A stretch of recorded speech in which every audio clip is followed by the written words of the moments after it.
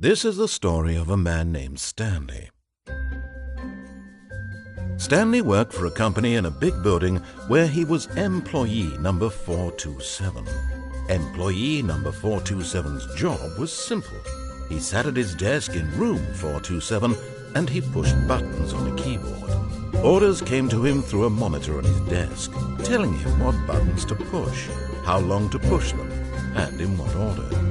This is what employee 427 did every day of every month of every year. And although others might have considered it soul-rending, Stanley relished every moment that the orders came in, as though he had been made exactly for this job. And Stanley was happy. And then one day, something very peculiar happened. Something that would forever change Stanley. Something he would never quite forget. He had been at his desk for nearly an hour when he realized that not one single order had arrived on the monitor for him to follow. No one had showed up to give him instructions, call a meeting, or even say hi. Never in all his years at the company had this happened, this complete isolation. Something was very clearly wrong. Shocked, frozen solid, Stanley found himself unable to move for the longest time. But as he came to his wits and regained his senses, he got up from his desk and stepped out of his office.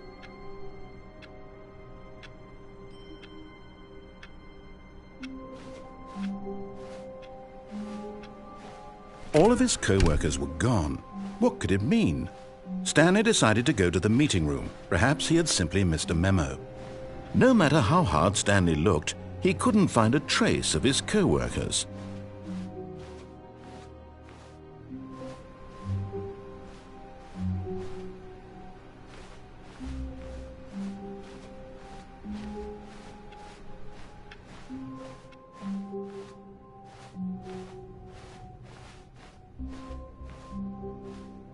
When Stanley came to a set of two open doors, he entered the door on his left.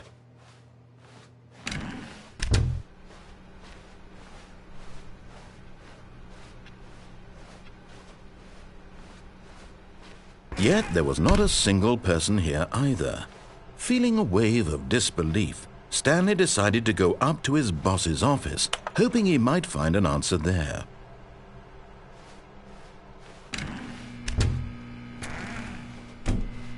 Stanley stepped into the broom closet, but there was nothing here, so he turned around and got back on track.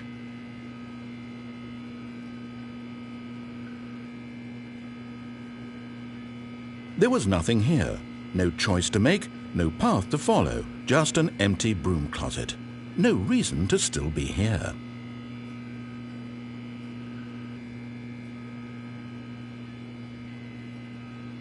It was baffling that Stanley was still just sitting in the broom closet. He wasn't even doing anything. At least if there was something to interact with, he'd be justified in some way. As it is, he's literally just standing there doing sweet FA.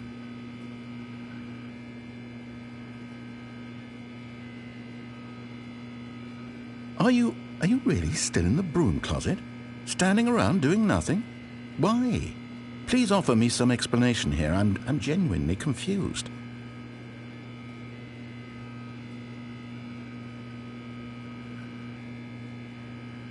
You do realize there's no choice or anything in here, right? If I'd said Stanley walked past the broom closet, at least you would have had a reason for exploring it to find out. But it didn't even occur to me because literally this closet is of absolutely no significance to the story whatsoever. I never would have thought to mention it.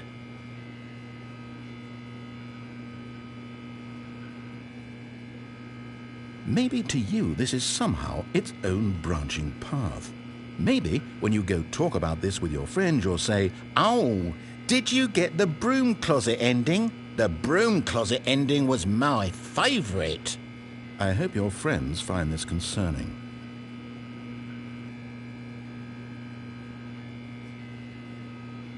Stanley was fat and ugly and really stupid. He probably only got the job because of a family connection. That's how stupid he is. That or with drug money. Also, Stanley is addicted to drugs and hookers.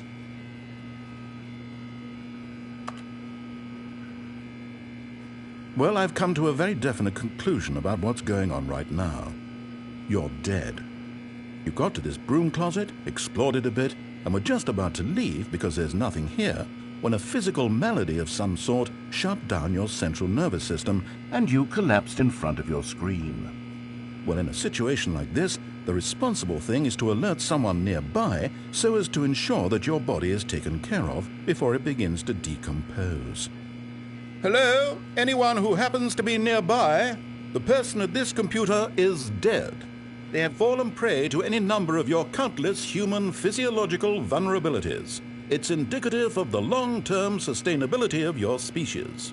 Please remove their corpse from the area and instruct another human to take their place, making sure they understand basic first-person video game mechanics and filling them in on the history of narrative tropes in video gaming, so that the irony and insightful commentary of this game is not lost on them. All right, when you've done that, just step out into the hallway.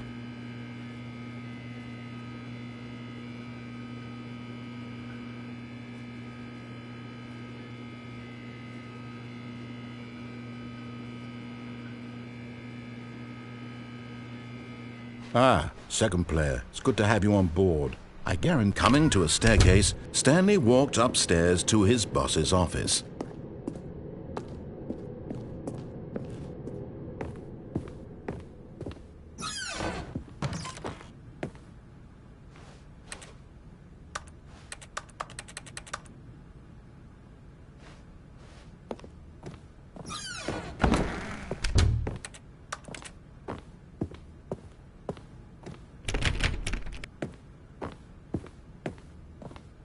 Stepping into his manager's office, Stanley was once again stunned to discover not an indication of any human life. Shocked, unraveled, Stanley wondered in disbelief who orchestrated this, what dark secret was being held from him.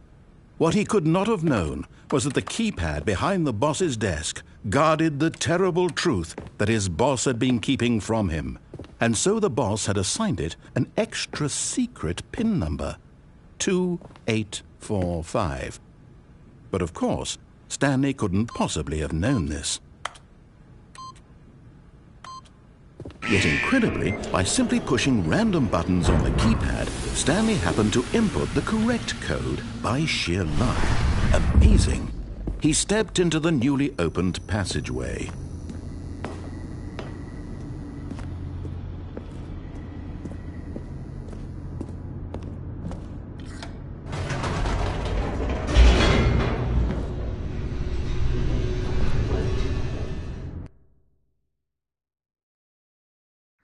Descending deeper into the building, Stanley realized he felt a bit peculiar. It was a stirring of emotion in his chest, as though he felt more free to think for himself, to question the nature of his job. Why did he feel this now, when for years it had never occurred to him? This question would not go unanswered for long. Stanley walked straight ahead through the large door that read Mind Control Facility.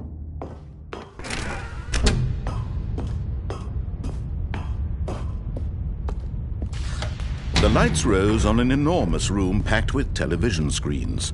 What horrible secret did this place hold? Stanley thought to himself. Did he have the strength to find out?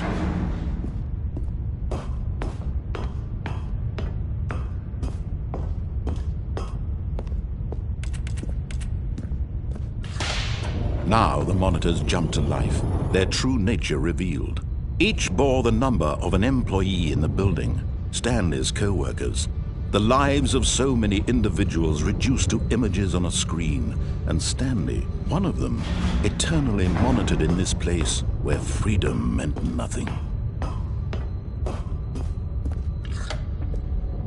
This mind control facility, it was too horrible to believe. It couldn't be true. Had Stanley really been under someone's control all this time? Was this the only reason he was happy with his boring job? That his emotions had been manipulated to accept it blindly?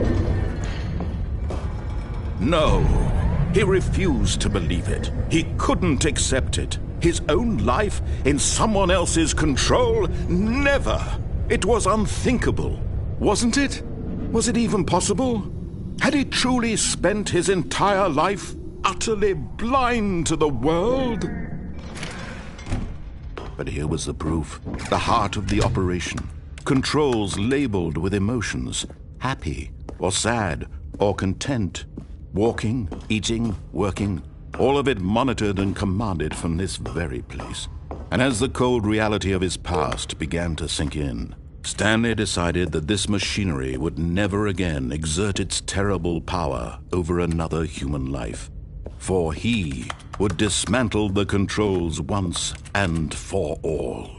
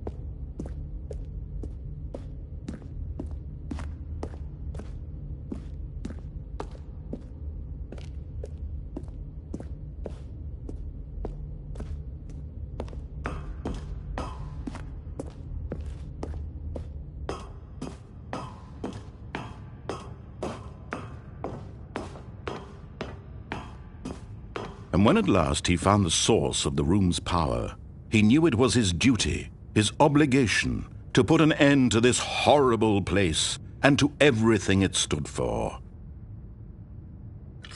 Oh, Stanley, you didn't just activate the controls, did you? After they kept you enslaved all these years, you go and you try to take control of the machine for yourself. Is that what you wanted? Control? Oh, Stanley, I applaud your effort, I really do. But you need to understand, there's only so much that machine can do. You were supposed to let it go, turn the controls off, and leave. If you want to throw my story off track, you're going to have to do much better than that. I'm afraid you don't have nearly the power you think you do. For example, and I believe you'll find this pertinent, Stanley suddenly realized he had just initiated the network's emergency detonation system. In the event that this machine is activated without proper DNA identification, nuclear detonators are said to explode, eliminating the entire complex. How long until detonation then? Let's say, 2 minutes. Now this is making things a little more fun, isn't it, Stanley?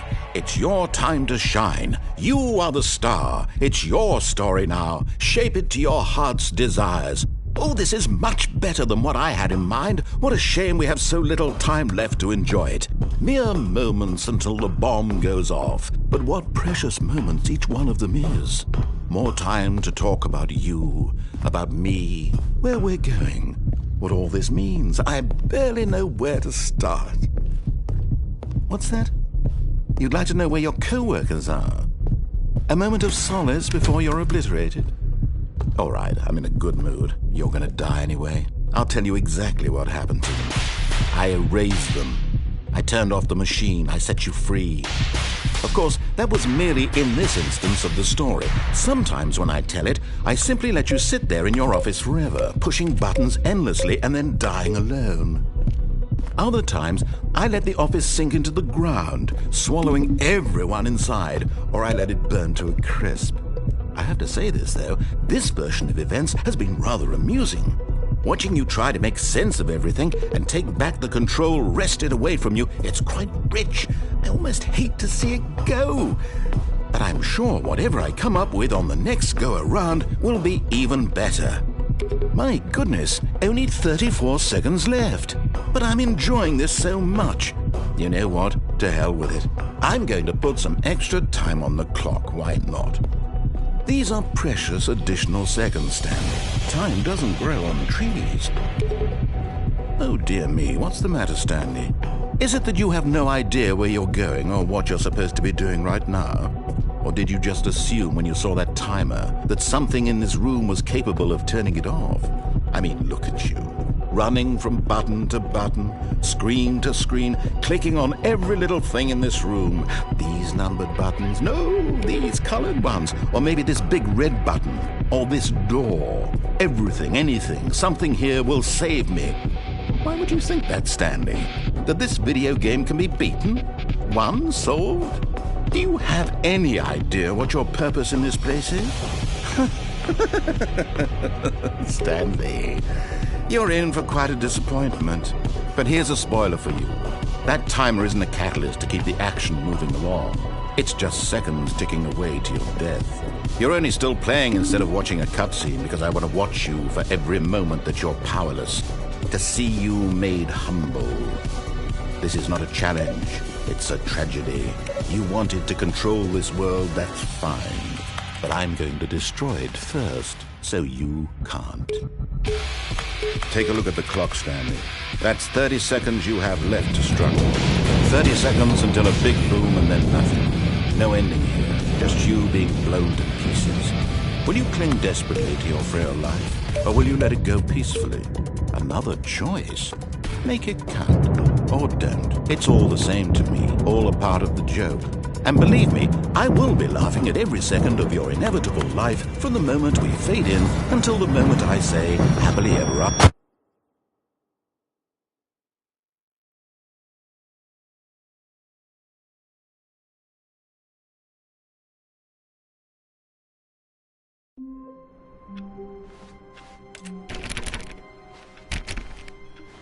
All of his co-workers were gone. What could it mean? Stanley decided to go to the meeting room. Perhaps he had simply missed a memo.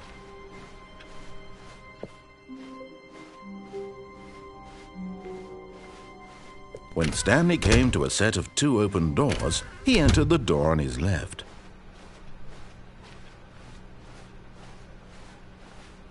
Yet there was not a single person here either.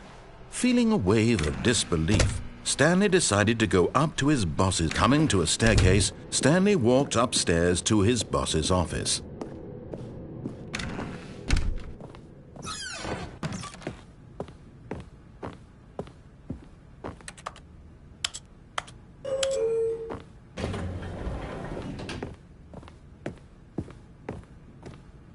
Stepping into his manager's office, Stanley was once again stunned to discover not an indication of any human life.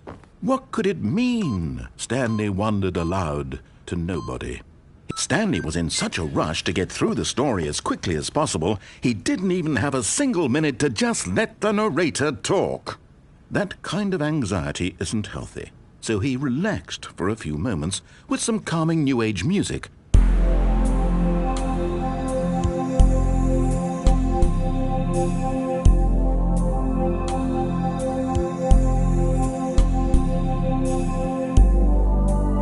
Feeling soothed and rejuvenated, Stanley calmly walked forward into the opened passageway.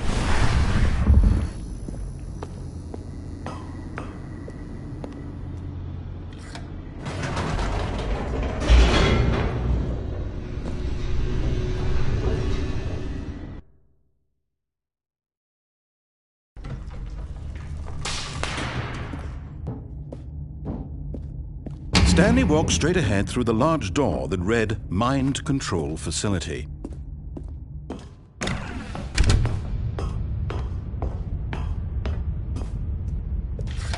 The lights rose on an enormous room packed with television screens. What horrible secret did this place hold? Stanley thought to himself. Did he have the strength to find out?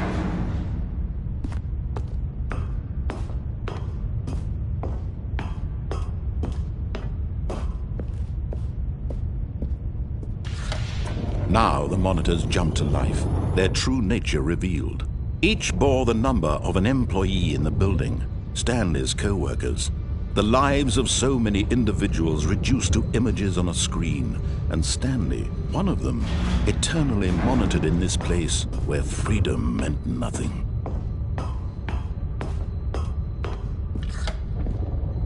This mind control facility, it was too horrible to believe. It couldn't be true. Had Stanley really been under someone's control all this time? Was this the only reason he was happy with his boring job? That his emotions had been manipulated to accept it blindly?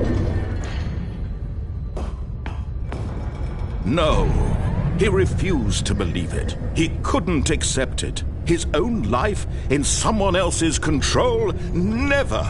It was unthinkable, wasn't it? Was it even possible? Had he truly spent his entire life utterly blind to the world? But here was the proof. The heart of the operation. Controls labeled with emotions. Happy, or sad, or content. Walking, eating, working. All of it monitored and commanded from this very place. And as the cold reality of his past began to sink in, Stanley decided that this...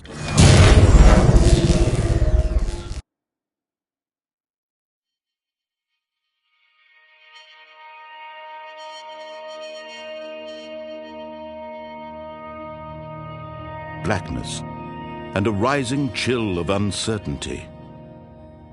Was it over? Yes! He had won! He had defeated the machine, unshackled himself from someone else's command. Freedom was mere moments away. And yet, even as the immense door slowly opened, Stanley reflected on how many puzzles still lay unsolved. Where had his co-workers gone? How had he been freed from the machine's grasp? What other mysteries did this strange building hold? But as sunlight streamed into the chamber, he realized none of this mattered to him, for it was not knowledge or even power that he had been seeking, but happiness.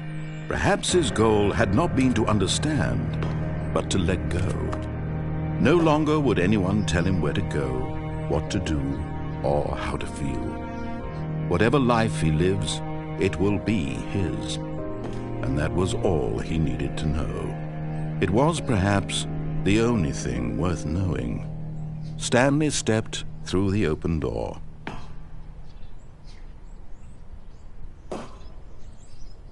Stanley felt the cool breeze upon his skin, the feeling of liberation, the immense possibility of the new path before him. This was exactly the way, right now, that things were meant to happen.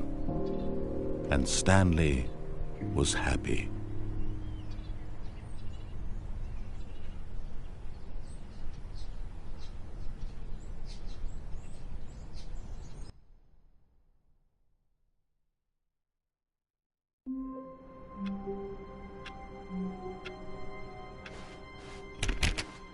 All of his co-workers were gone. What could it mean? Stanley decided to go to the meeting room. Perhaps he had simply missed a memo.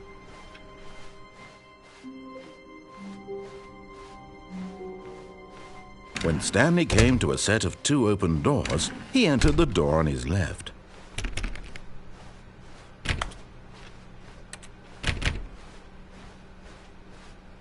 Yet there was not a single person here either. Feeling a wave of disbelief, Stanley decided to go up to his boss's. Coming to a staircase, Stanley walked upstairs to his boss's office.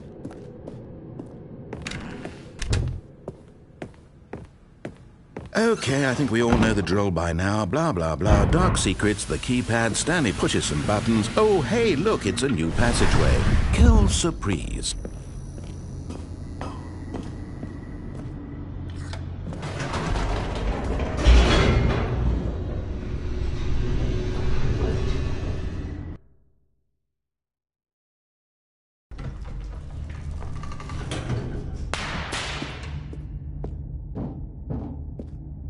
Stanley walked straight ahead through the large door that read Mind Control Facility. Although this passageway had the word Escape written on it, the truth was that at the end of this hall, Stanley would meet his violent death. The door behind him was not shut. Stanley still had every opportunity to turn around and get back on track.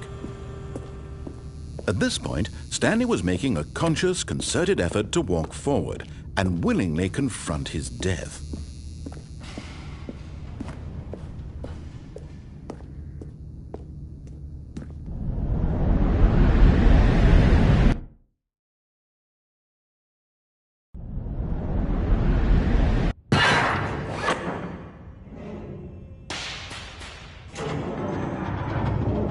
As the machine whirred into motion and Stanley was inched closer and closer to his demise, he reflected that his life had been of no consequence whatsoever. Stanley can't see the bigger picture. He doesn't know the real story, trapped forever in his narrow vision of what this world is. Perhaps his death was of no great loss, like plucking the eyeballs from a blind man. And so he resigned and willingly accepted this violent end to his brief and shallow life. Farewell, Stanley.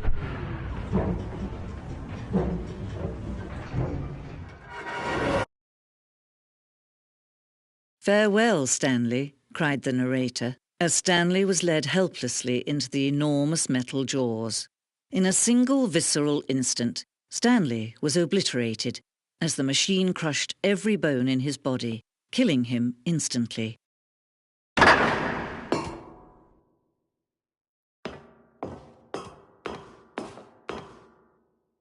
And yet it would be just a few minutes before Stanley would restart the game, back in his office, as alive as ever. What exactly did the narrator think he was going to accomplish? When every path you can walk has been created for you long in advance, death becomes meaningless, making life the same. Do you see now? Do you see that Stanley was already dead from the moment he hit start?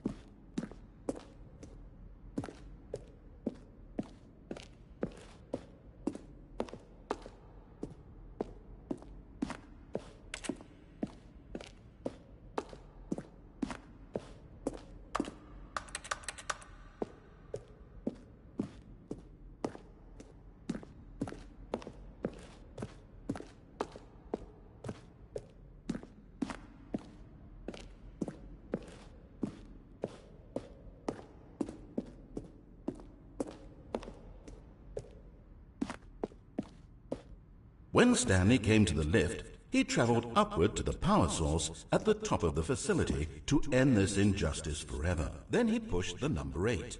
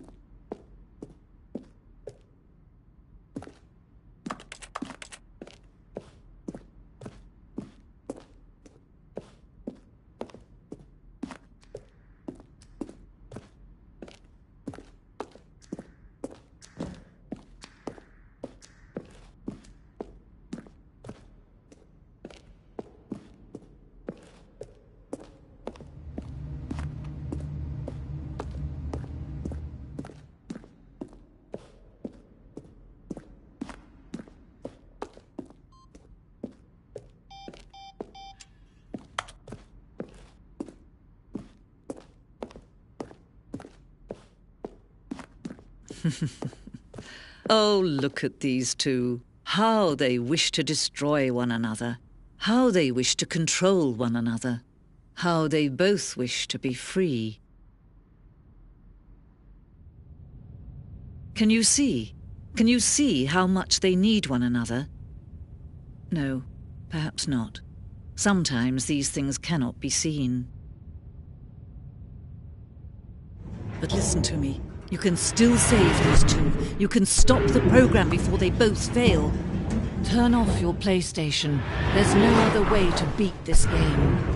As long as you move forward, you'll be walking someone else's path. Stop now and it'll be your only true choice.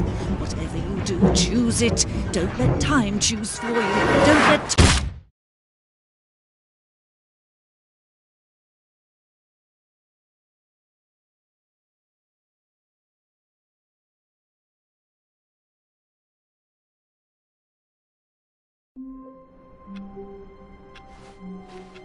All of his co-workers were gone. What could it mean? Stanley decided to go to the meeting room. Perhaps he had simply missed a memo.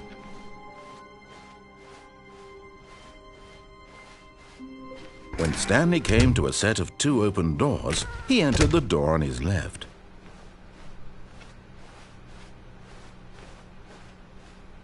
Yet there was not a single person here either. Feeling a wave of disbelief, Stanley decided, oh no, not again. I won't be part of this. I'm not going to encourage you. I'm not going to say anything at all. I'm just going to be patient and wait for you to finish whatever it is you enjoy doing so much in this room. Please take your time.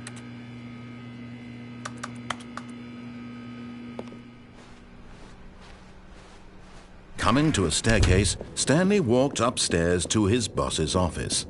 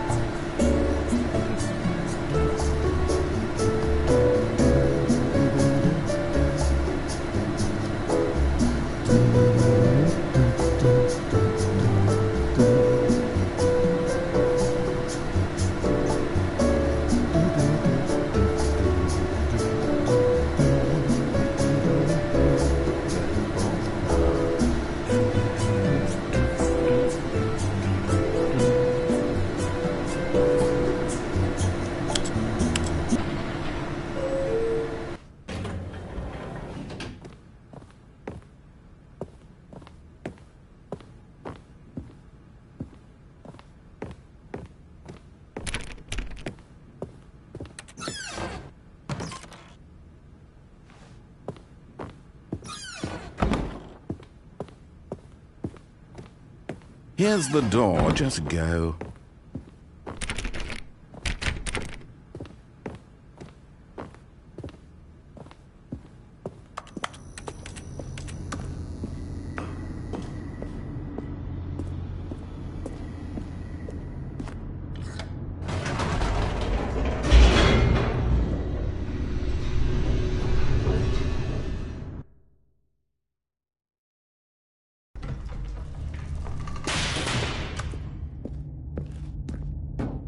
Stanley walked straight ahead through the large door that read Mind Control Facility.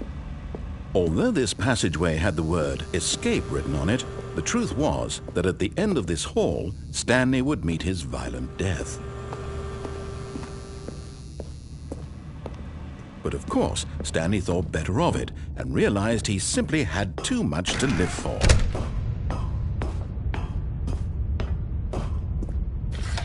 The lights rose on an enormous room packed with television screens. What horrible secret did this place hold? Stanley thought to himself. Did he have the strength to find out?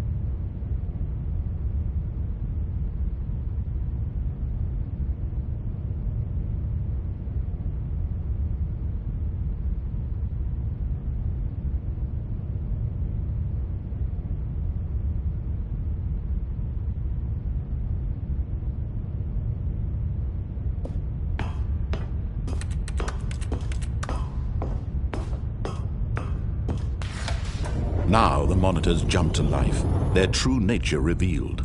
Each bore the number of an employee in the building, Stanley's co-workers. The lives of so many individuals reduced to images on a screen, and Stanley, one of them, eternally monitored in this place where freedom meant nothing.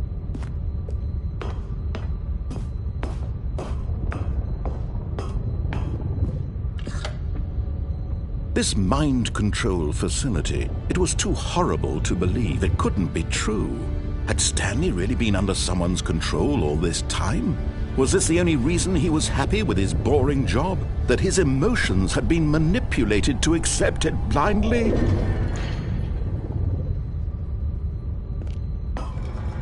No, he refused to believe it. He couldn't accept it. His own life in someone else's control? Never! It was unthinkable, wasn't it? Was it even possible? Had he truly spent his entire life utterly blind to the world?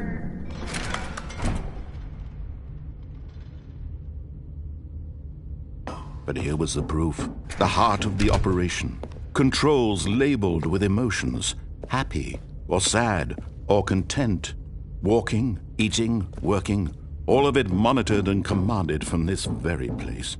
And as the cold reality of his past began to sink in, Stanley decided that this machinery would never again exert its terrible power over another human life.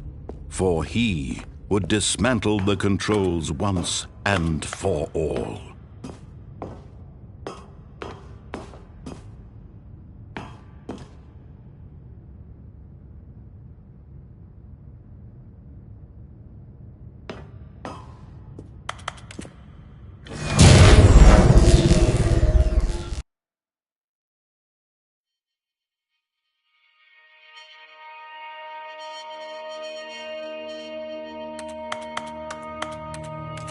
Blackness, and a rising chill of uncertainty.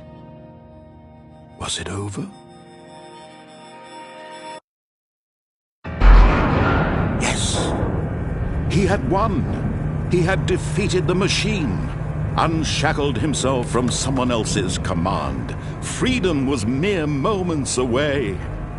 And yet, even as the immense door slowly opened, Stanley reflected on how many puzzles still lay unsolved. Where had his co-workers gone? How had he been freed from the machine's grasp? What other mysteries did this strange building hold? But as sunlight streamed into the chamber, he realized none of this mattered to him, for it was not knowledge or even power that he had been seeking, but happiness. Perhaps his goal had not been to understand, but to let go. No longer would anyone tell him where to go, what to do, or how to feel. Whatever life he lives, it will be his. And that was all he needed to know. It was perhaps the only thing worth knowing. Stanley stepped through the open door. Stanley felt the cool breeze upon his skin, the feeling of liberation, the immense possibility of the new path before him. This was exactly the way, right now, that things were meant to happen. And Stanley was happy.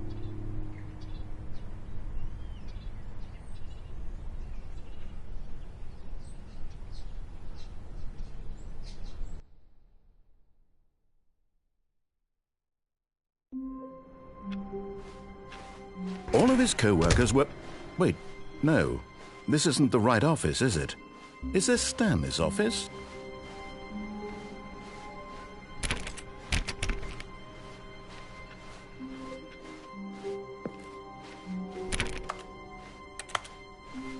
When Stanley came to a set of 2 open doors, he entered the door on his left.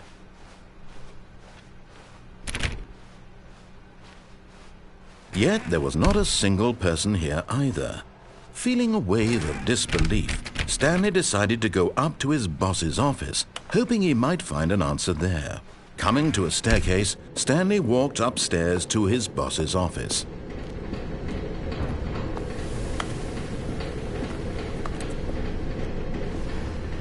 But Stanley just couldn't do it. He considered the possibility of facing his boss, admitting he had left his post during work hours. He might be fired for that. And in such a competitive economy, why had he taken that risk? All because he believed everyone had vanished? His boss would think he was crazy. And then something occurred to Stanley. Maybe, he thought to himself, maybe I am crazy. All of my co-workers blinking mysteriously out of existence in a single moment for no reason at all? None of it made any logical sense. And as Stanley pondered this, he began to make other strange observations. For example, why couldn't he see his feet when he looked down? Why did doors close automatically behind him wherever he went? And for that matter, these rooms were starting to look pretty familiar. Were they simply repeating? No, Stanley said to himself, this is all too strange. This can't be real. And at last, he came to the conclusion that had been on the tip of his tongue. He just hadn't found the words for it. "I'm dreaming!" he yelled. "This is all a dream." Oh, what a relief Stanley felt to have finally found an answer, an explanation. His co-workers weren't actually gone. He wasn't going to lose his job. He wasn't crazy after all. And he thought to himself, I suppose I'll wake up soon. I'll have to go back to my boring real-life job pushing buttons. I may as well enjoy this while I'm still lucid. So he imagined himself flying and began to gently float above the ground.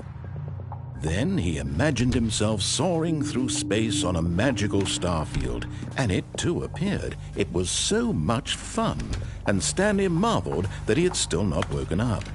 How was he remaining so lucid? And then perhaps the strangest question of them all entered Stanley's head. One he was amazed he hadn't asked himself sooner. Why is there a voice in my head dictating everything that I'm doing and thinking? Now the voice was describing itself being considered by Stanley, who found it particularly strange. I'm dreaming about a voice describing me, thinking about how it's describing my thoughts, he thought. And while he thought it all very odd and wondered if this voice spoke to all people in their dreams, the truth was that, of course, this was not a dream. How could it be? Was Stanley simply deceiving himself, believing that if he's asleep, he doesn't have to take responsibility for himself? Stanley is as awake right now as he's ever been in his life. Now, hearing the voice speak these words was quite a shock to Stanley. After all, he knew for certain, beyond a doubt, that this was in fact a dream. Did the voice not see him float and make the magical stars just a moment ago? How else would the voice explain all that? This voice was a part of himself too. Surely, if he could just... He would prove it. He would prove that he was in control, that this was a dream. So he closed his eyes gently, and he invited himself to wake up. He felt the cool weight of the blanket on his skin, the press of the mattress on his back, the fresh air of a world outside this one. Let me wake up, he thought to himself. I'm through with this dream. I wish it to be over. Let me go back to my job. Let me continue pushing the buttons. Please, it's all I want. I want my apartment and my wife and my job. All I want is my life exactly the way it's always been. My life is normal. I am normal. Everything will be fine. I am okay.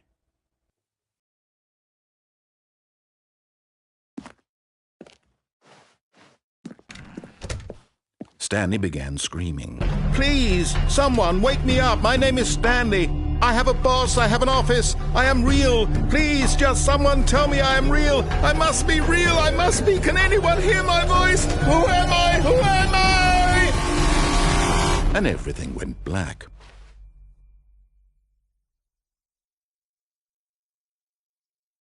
This is the story of a woman named Mariella.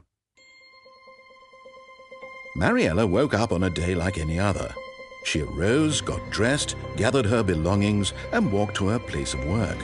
But on this particular day, her walk was interrupted by the body of a man who had stumbled through town talking and screaming to himself, and then collapsed dead on the sidewalk. And although she would soon turn to go call for an ambulance, For just a few brief moments, she considered the strange man. He was obviously crazy.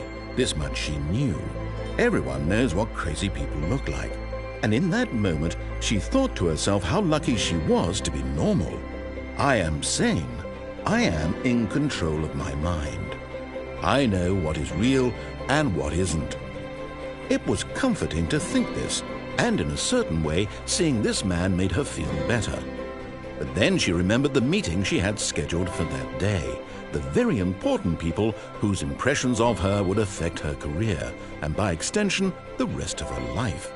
She had no time for this, so it was only a moment that she stood there, staring down at the body. And then she turned and ran.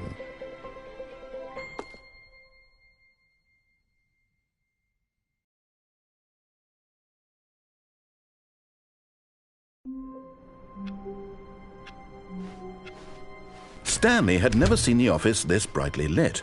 Was it a sign of something? He hoped it was. He hoped very much that it was.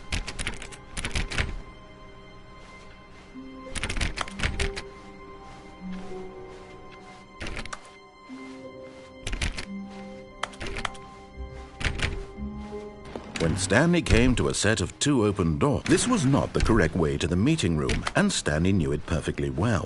Perhaps he wanted to stop by the employee lounge first, just to admire it.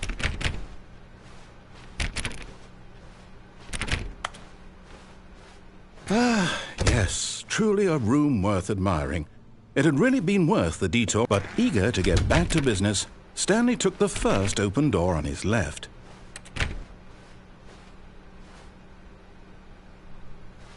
And so he detoured through the maintenance section, walked straight ahead to the opposite door, and got back on track.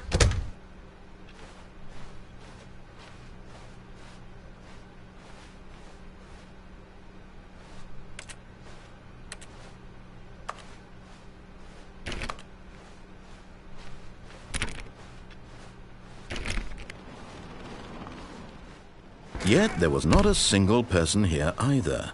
Feeling a wave of disbelief, Stanley decided to go up to his boss's office. Coming to a staircase, Stanley walked upstairs to his boss's office.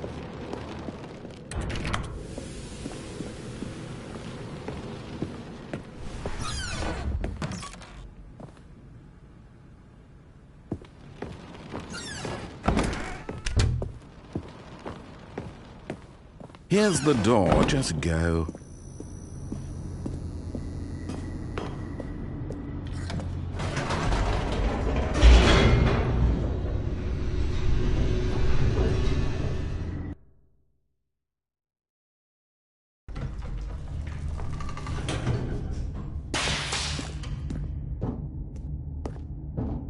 Stanley walked straight ahead through the large door that read Mind Control Facility.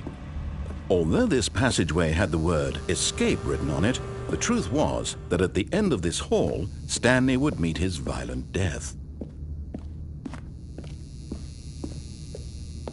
The door behind him was not shut. Stanley still had every opportunity to turn around and get back on track. At this point, Stanley was making a conscious, concerted effort to walk forward and willingly confront his death.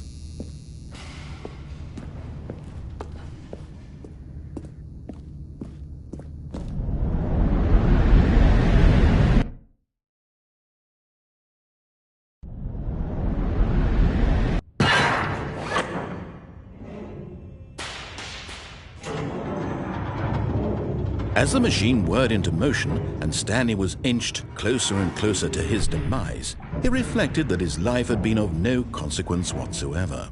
Stanley can't see the bigger picture. He doesn't know the real story, trapped forever in his narrow vision of what this world is. Perhaps his death was of no great loss, like plucking the eyeballs from a blind man. And so he resigned and willingly accepted this violent end to his brief and shallow life. Farewell, Stanley.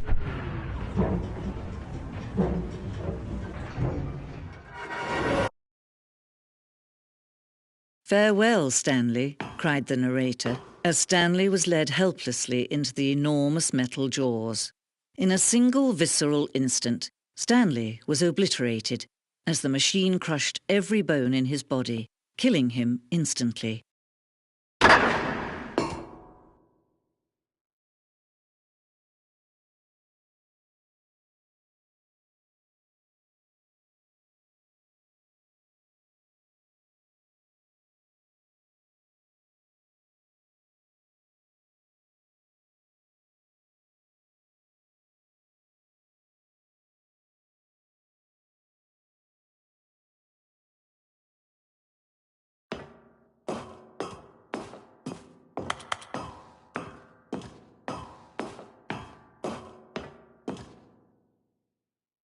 And yet it would be just a few minutes before Stanley would restart the game, back in his office, as alive as ever. What exactly did the narrator think he was going to accomplish?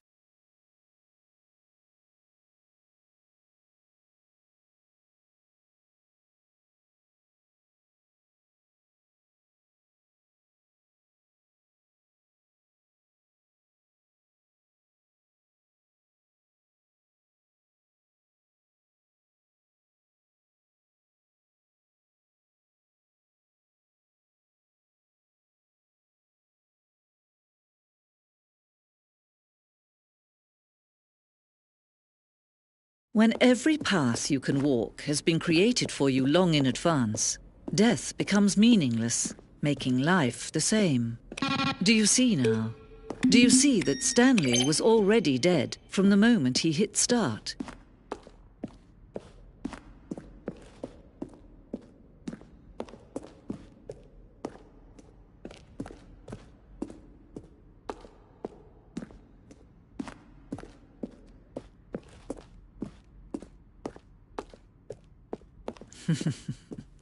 Oh, look at these two. How they wish to destroy one another. How they wish to control one another. How they both wish to be free. Can you see? Can you see how much they need one another? No, perhaps not.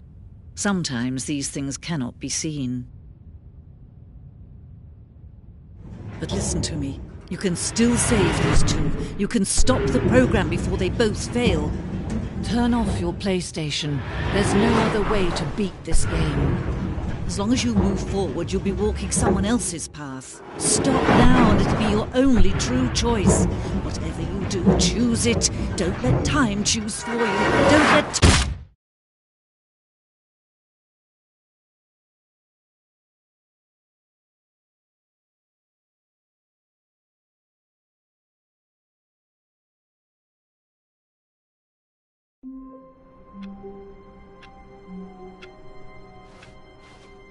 All of his co-workers were gone. What could it mean? Stanley decided to go to the meeting room. Perhaps he had simply missed a memo.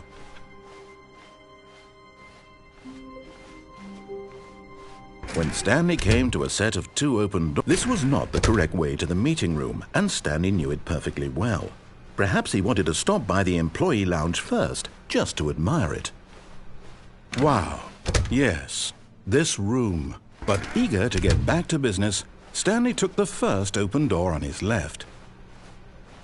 And so he detoured through the maintenance section, walked straight ahead to the opposite door, and got back on track.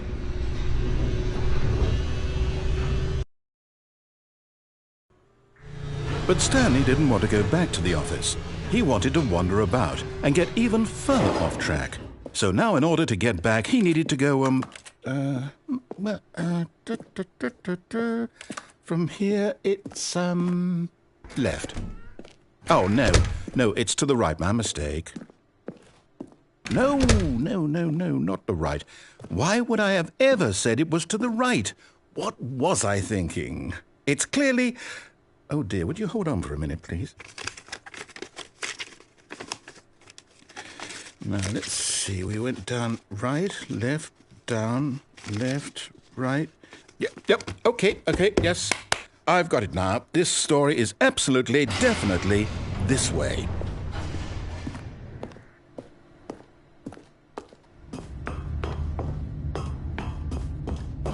No.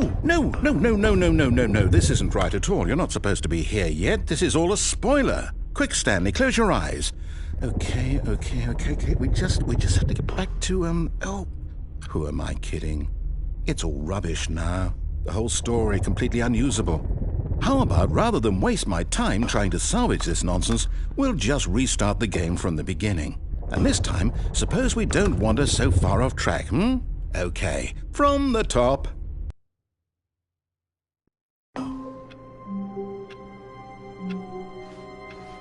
All of his co-workers were gone. What could it mean? Stanley decided to go to the meeting room. Perhaps he had simply missed a memo.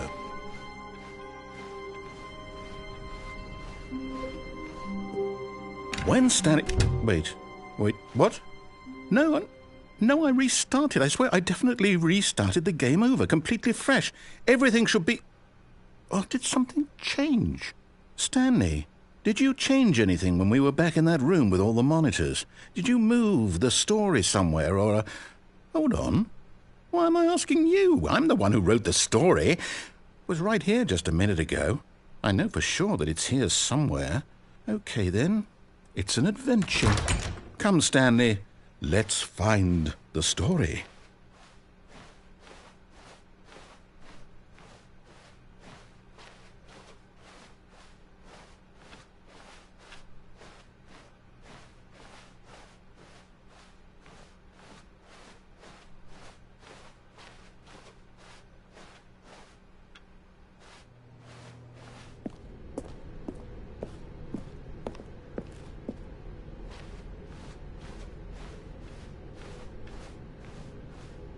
I'll say it. This is the worst adventure I've ever been on. I can promise you there definitely was a story here before. Do we need to restart the game again? Well, I find it unlikely that we'll ever progress by starting over and over again, but it's got to be better than this. Okay, let's give it a shot. Why not?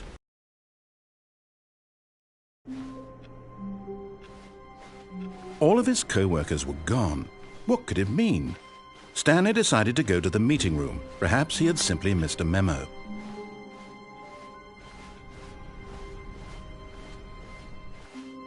Okay, yep, it's worse.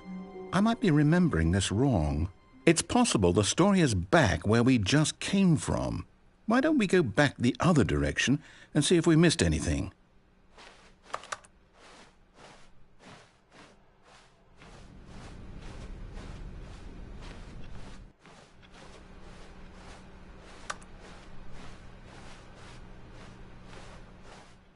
Aha! I knew we'd miss something. The story. Here it comes. No, wait, never mind. Not the story. Okay, let's head back the other way and retrace our steps. Now this... Well, I'll be honest, I don't recognize this place at all. Is this the story? I don't think so. I can't quite recall, but I believe my story took place in an office building. Is that correct? Do you remember, Stanley? Well, do you know what? Since I've completely forgotten what we were supposed to be doing, how about this? You win! Congratulations! I know you put in a lot of hard work, and it really paid off, so good job. Oh, no. No, I don't feel right about this at all. We both know you didn't put in any actual work for that win. Some people win fair and square, and this was not one of those situations. Okay, I'm getting weirded out by whatever this place is. I don't care what might happen this time. I have to restart. All right, I've got a solution. This time, to make sure we don't get lost, I've employed the help of the Stanley Parable adventure line. Just follow the line. How simple is that? You see, the line knows where the story is. It's over in this direction. Onward, Stanley, to destiny. Though, here's a thought. Wouldn't wherever we end up be our destination, even if there's no story there? Or to put it another way, is the story of no destination still a story? Simply by the act of moving forward, are we implying a journey such that a destination is inevitably conjured into being via the very manifestation of the nature of life itself? Whoa. Hang on. That got a bit weird back there. Well, I'd like to apologize. Not sure where I was going with all that. You know what? I think what we need right now is a bit of music to lighten the mood.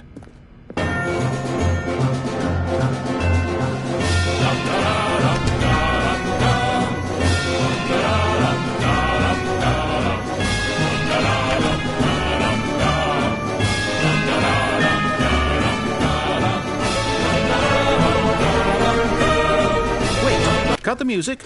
Go back and look at that fern. Stanley, this fern will be very important later in the story. Make sure you study it closely and remember it carefully. You won't want to miss anything.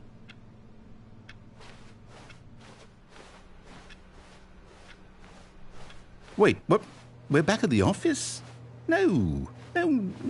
Line, you do know we're looking for the Stanley Parable, right? The story? Is any of this ringing a bell? Oh, no, not again. Line, how could you have done this to us? And after we trusted you, after everything we've been through, you... Oh, I can't take this anymore. To hell with it. Restart.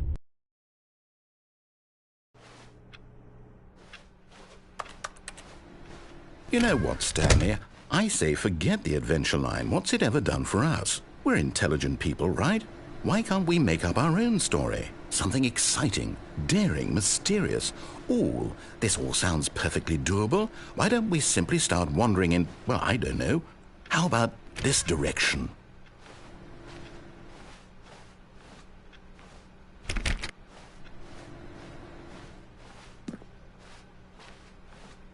Now, yes, this is exciting. Just me and Stanley forging a new path, a new story. Well, it could be anything. What do you want our story to be? Go wild. Use your imagination. Whatever it might be, Stanley, I'm ready for it. Oh, no, not you again. Stanley, I'd also like to veto the line from having any role in our awesome new story. No lines or monitor rooms. Just don't acknowledge it, and we should be fine.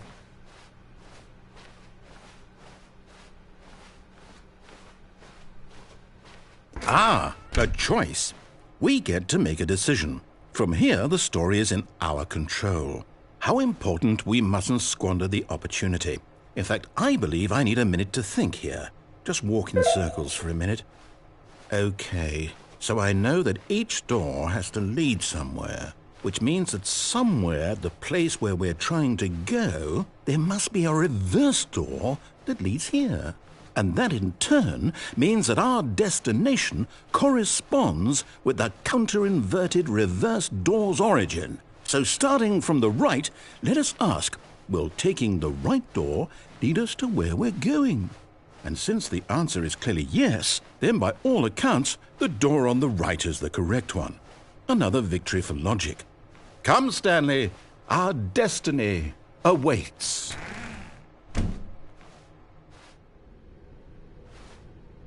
Oh, hold up, what's this?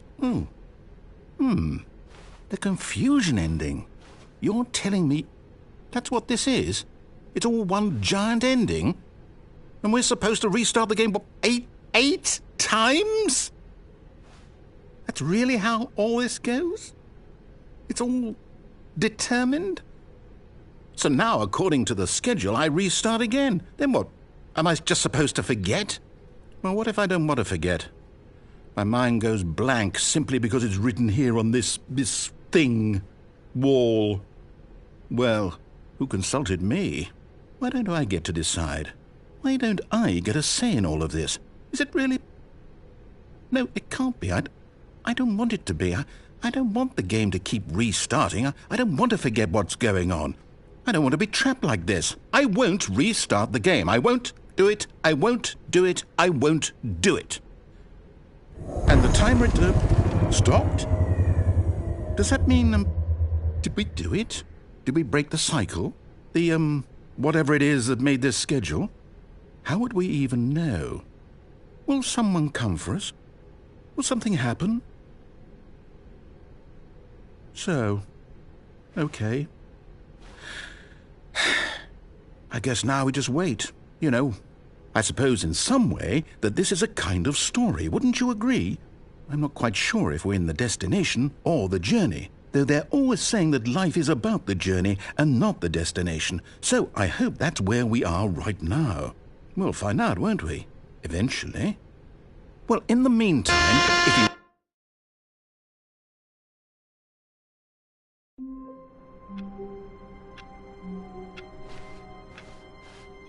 All of his co-workers were gone. What could it mean? Stanley decided to go to the meeting room. Perhaps he had simply missed a memo. Oh, new content? What does that mean, new content?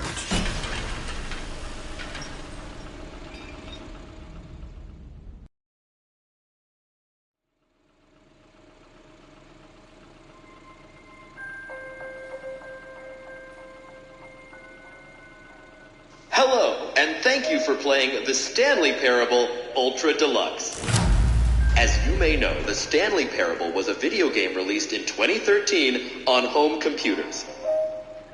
After receiving critical and commercial success, it was expanded upon in 2022 with the Stanley Parable Ultra Deluxe, a reimagining of the game for consoles and home computers. The Stanley Parable Ultra Deluxe features exciting new content that broadens and expands the world of the Stanley Parable, delighting audiences the world over. Please step inside and see what thrilling new adventures await in the Stanley Parable Ultra Deluxe. Oh, well, this sounds delightful. I'm very excited to see the thrilling new Ultra Deluxe content. Okay, so far it's an elevator. Nothing special yet, but I'm sure it's just the beginning of a mesmerizing adventure.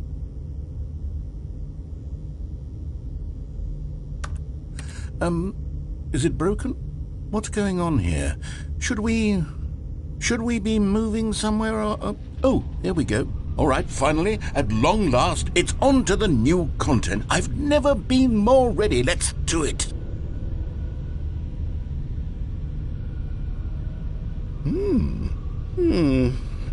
I have to say, initial impressions of Stanley Parable Ultra Deluxe, mostly tedious.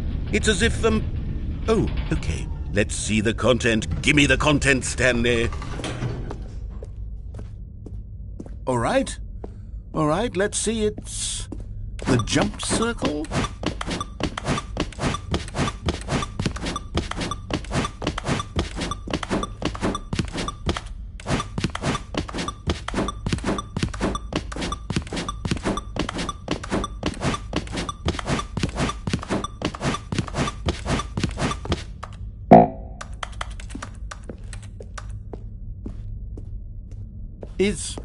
Is that it? Surely that's not all the new content. There has to be something else, right? Goodness, another elevator. Stanley, I have to say, initial impressions of this game are not positive. It's just elevators and jumping. Is this what passes for exciting new content? If this is new content, then I could just read you the whole dictionary. There's 20 hours of new content right there. Hell, I could count to 30 trillion. You could put that on the box. The Stanley Parable Ultra Deluxe, now with over 1,000 hours of new content. And oh, wait. There's more. Very good. Yes. I knew there had to be something else. Let's see it. I'm ready for whatever it is. That's it? Oh, you've got to be kidding me. You see, Stanley? This is what happens when greedy video game developers with no respect for their fan base rush a cheap expansion to market for no reason other than to make an easy dollar. And don't get me started on the level of craftsmanship that's gone into it. In fact, I'm looking right now at the game's trophies, and it's hard to believe one of them actually says, "Test trophy, please ignore." What quality assurance department signed off on this? I'm infuriated and I'm offended, and I intend to find these people on Twitter and hold them personally accountable. It's my fault, Stanley. I built up too much anticipation around the new content, I'm afraid. It could never have lived up to such expectations. If you're still with me, why don't we just reset the game, and we'll try to get back to what the Stanley Parable is really about. No frills, no gimmicks. Just you and me having a great time together like always. What do you say, friend?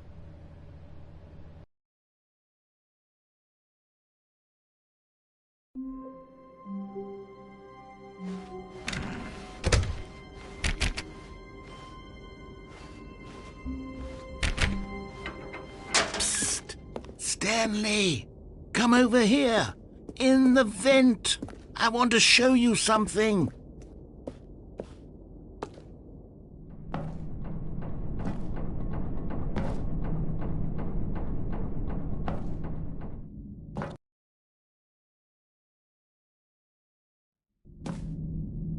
Okay, you remember how cheap and unsatisfying the new Ultra Deluxe content turned out to be? Well, it got me thinking about the past and how much better the Stanley Parable used to be.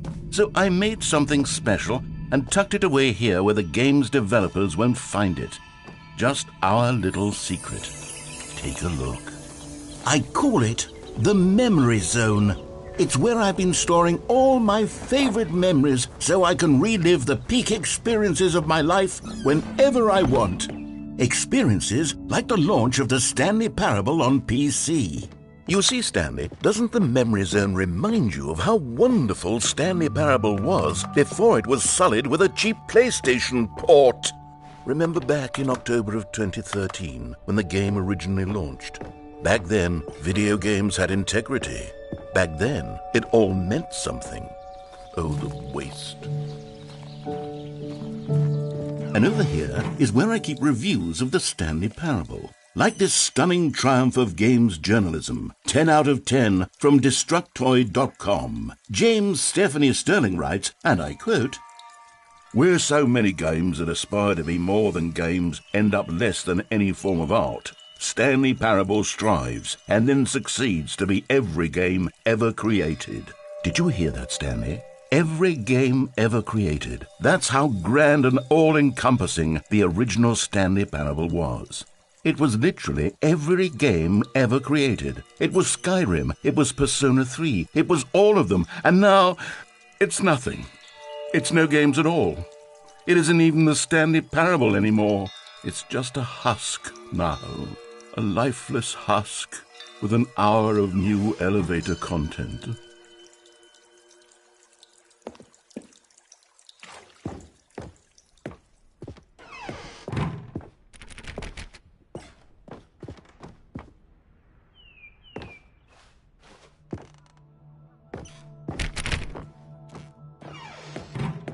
Here's another moving passage, this time from GameSpot.com.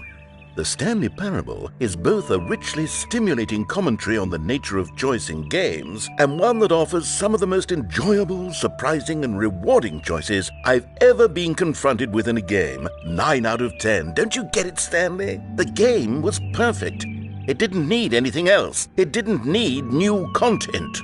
All they had to do was transport it in pristine condition along to the PlayStation. Boom, done. And they couldn't even do that. Couldn't resist the urge to go meddling with a beloved franchise.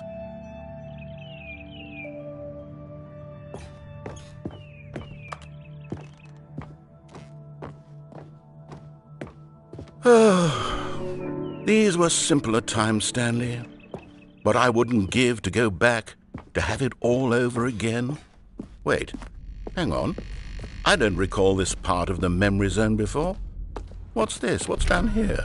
Oh no, oh God, no, Stanley. It's a collection of reviews from Pressurized Gas, the extremely popular online storefront for computer games. I haven't looked at these in years. I can't even imagine what's been collecting down here. Surely these reviews were glowing as well, weren't they? Honestly, I could not be bothered to play this game to full completion. The narrator is obnoxious and unfunny, with his humor and dialogue proving to be more irritating than entertaining. Unfunny! I'm not trying to be funny. I'm trying to make a serious work of art. I suppose I could write up a handful of gags to insert into the Stanley Parable, but the game is already such a densely layered web of profound philosophical insights that I can't even imagine where I'd have the room to stick them.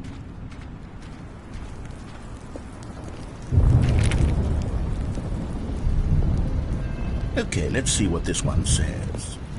While the idea for the game is good, for someone who prefers non-linear games, this preachiness gets annoying fast. Preachy?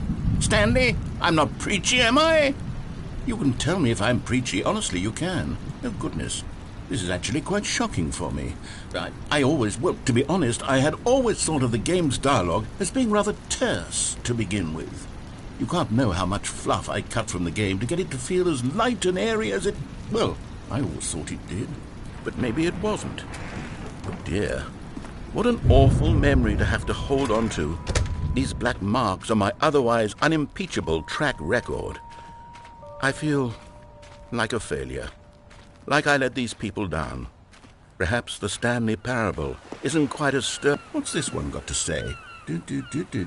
You constantly have to stop doing anything so the narrator can catch up with his long-winded explanations of what's happening. I wish there was a skip button. A skip button? Well, yes. Yes, I think we can do that. If I'm truly too preachy, then maybe letting you skip ahead for just a moment, surely it couldn't hurt. Not if it means we can strike these negative reviews from the record. Only positive reviews of the Stanley Parable. That's my motto today, and it's always been my motto. I'd do anything for the customer, Stanley. Yes, a skip button we shall have. And here it is. Go ahead and give it a shot. I'll pop you forward in time so that the second my incessant droning starts to bore you, with just the push of a button, you'll have zipped right past it. It's what the players have been asking for, and I'm very proud to have delivered. No more listening to me rambling on and on and on. No. The Stanley Parable is a game for the people, and if the people want silence, then by goodness, that's what they're going to get. Well, don't sit around waiting for me to shut up. Go ahead and make me shut up. Here, we'll pretend that I've just begun an interminable monologue, and it goes something like this.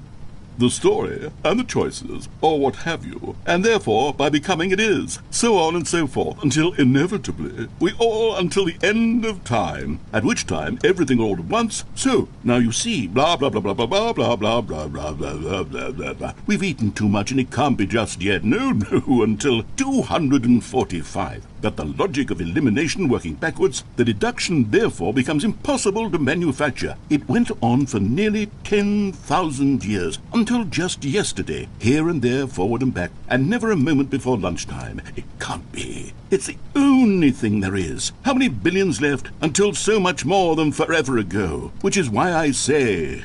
The story, and the choices, or what have you, and therefore, by becoming it is, so on and so forth, until inevitably, we all until the end of time, at which time everything all at once, so, now you see, blah, blah, blah, blah, blah, blah, blah, blah, blah, blah, blah, blah, blah, blah, blah. We've eaten too much and it can't be just yet, no, until 245. That the logic of elimination working backwards, the deduction therefore becomes impossible to manufacture. It went on for nearly 10,000 years, until just yesterday, here and there, forward and back, and never a moment before lunchtime. It can't be. It's the only thing there is. How many billions left until so much more than forever ago? Which is why I say...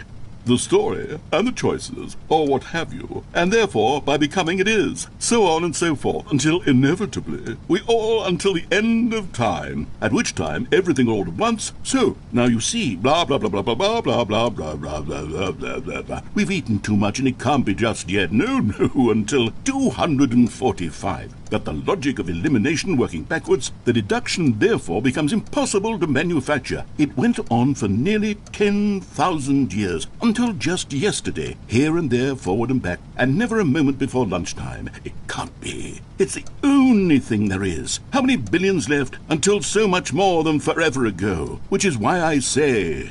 The story, and the choices, or what have you, and...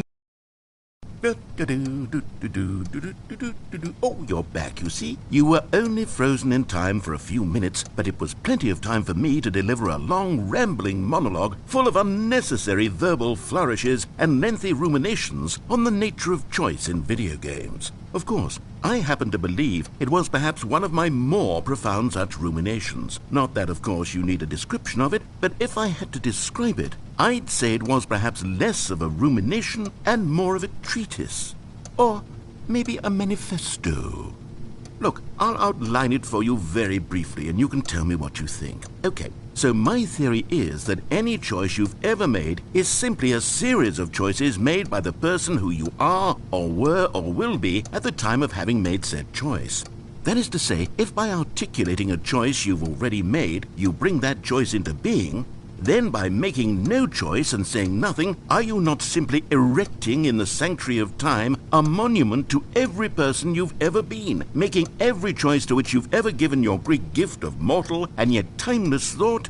Or rather, do all of the choices you've ever made, in fact, make you more not this kind of person, and in fact do the very opposite? You see, it could in fact be both of these things at once, that you are both making choices and not making choices, and that they are both affecting you and not affecting you at the same time by virtue of the fact that you both are and are not making them. Okay, at first, I was leaning towards manifesto, but now I'm going to circle around and slap the treatise label on this one. I think it has much more of a treatise vibe to it. But wouldn't you say that manifesto just has a much grander sort of tone? It has a mouthfeel that is rich with ambition and history. Ambitious history, if you will. See, now you've gotten me going back to manifesto. Heavens, at this rate, we're going to be here all day. Okay, look. I have a method for exactly this sort of situation, and I do find myself in this situation frequently. I'm going to say each word back and forth in repeated succession until I become sick of one or the other, in which case the word I am not sick of shall be the victor. It is an unimpeachable strategy, Stanley. It's rescued me from disaster in countless situations. All right, here we go. Treatise, manifesto. Treatise, manifesto. Treatise, manifesto. Treatise, manifesto. Treatise, manifesto. Well there, sport. You really did catch me rambling on a bit, didn't you? But that's the power of the button. The minute I start to go off on a thoughtless display of self-absorption, it's right at your fingertips to go poof, and it's all over. I can't wait to see what Cookie 9 will say about this, and whether they'll edit the rating of their pressurized gas review, or at least change some of the wording, perhaps. To be honest, I don't even know if one can change their review in the first place. I guess I should become better educated on how exactly pressurized gas works. Perhaps that would have been a smart thing to check on before I went on about this whole exercise of making the skip button. Although I have to imagine that after seeing this exciting new technology at work, surely whoever it is who runs pressurized gas will instantly run out and implement a new feature to make it possible to edit one's review merely because of this very situation. Yes, I think that's quite likely. Or perhaps they'll simply grant this particular user the ability to change their review so that the feature is not widely abused. Look, I would even be okay with pressurized gas altering this particular review so that it reads as something more beneficial. Something along the lines of, this game is the best game. Let me start over. How about this? From the ashes of depravity rises the phoenix of quality.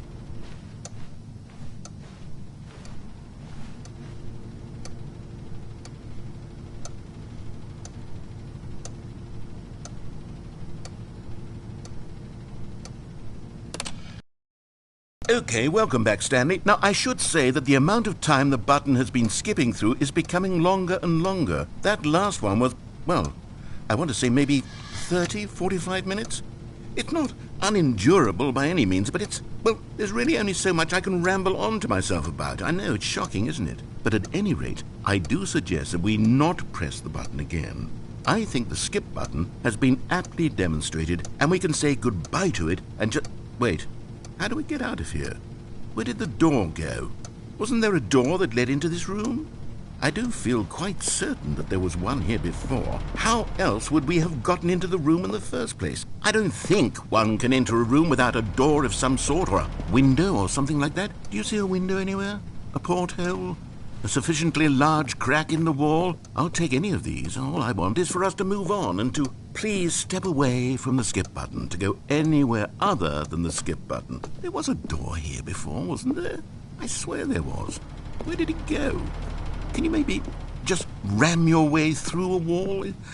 Is there any possibility that you could, say, slam your body into the wall until enough damage is done for you to be able to leave?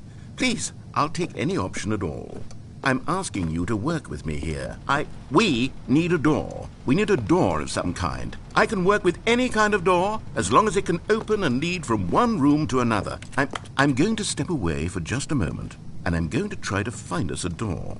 I don't know how exactly to remove a door and place it in a different wall, but I will find a way, I promise.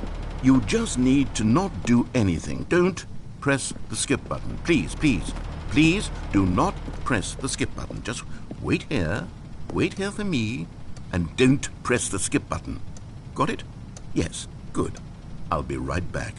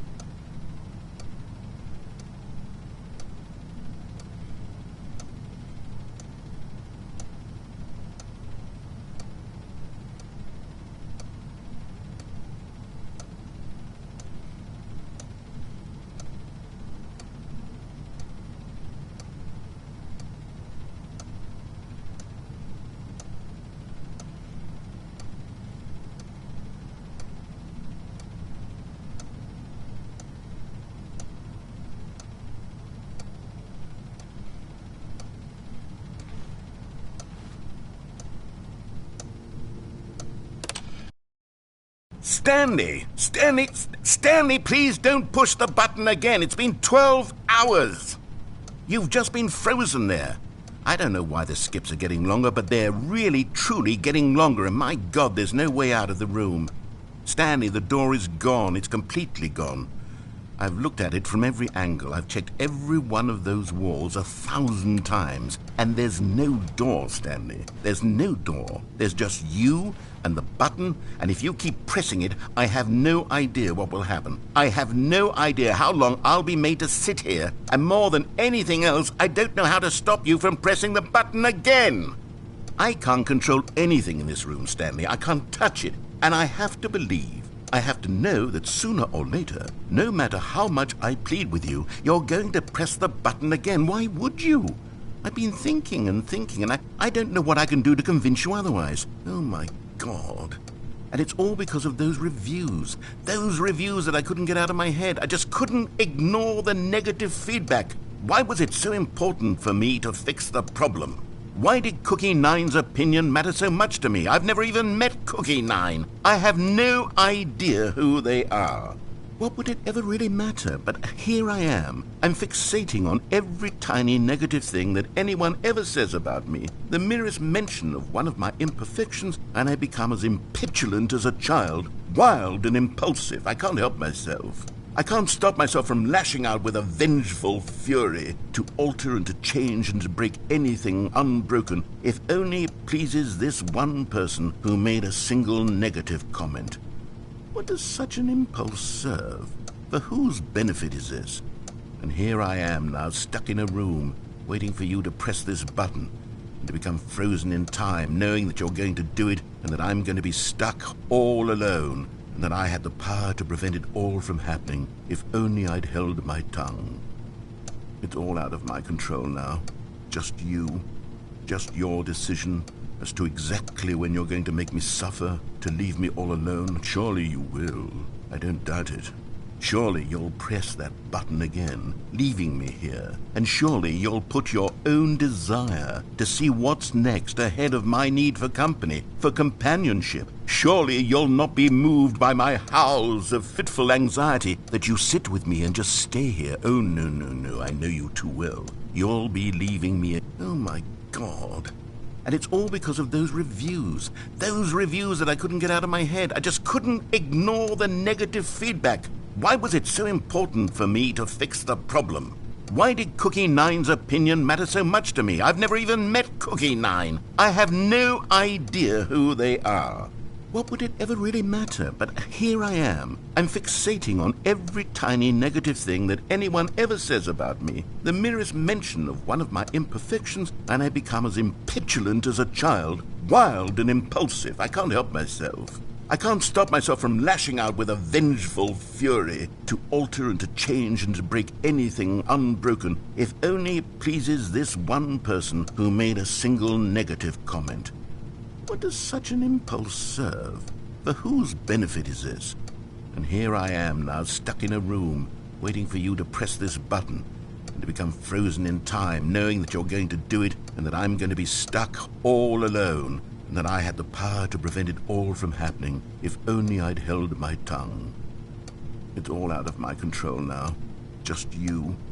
Just your decision as to exactly when you're going to make me suffer, to leave me all alone. Surely you will. I don't doubt it. Surely you'll press that button again, leaving me here. And surely you'll put your own desire to see what's next ahead of my need for company, for companionship. Surely you'll not be moved by my howls of fitful anxiety, that you sit with me and just stay here. Oh, no, no, no, I know you too well. You'll be leaving me. Oh, my God. And it's all because... Oh, Stanley, you're back. You're back. Oh, my goodness. I have someone to talk to again. Stanley, I think it's been a week. Or 2 weeks. I've been sitting here all that time. Just sitting here. Not a single person to speak with. And you'd think that that's just how it's always been, right?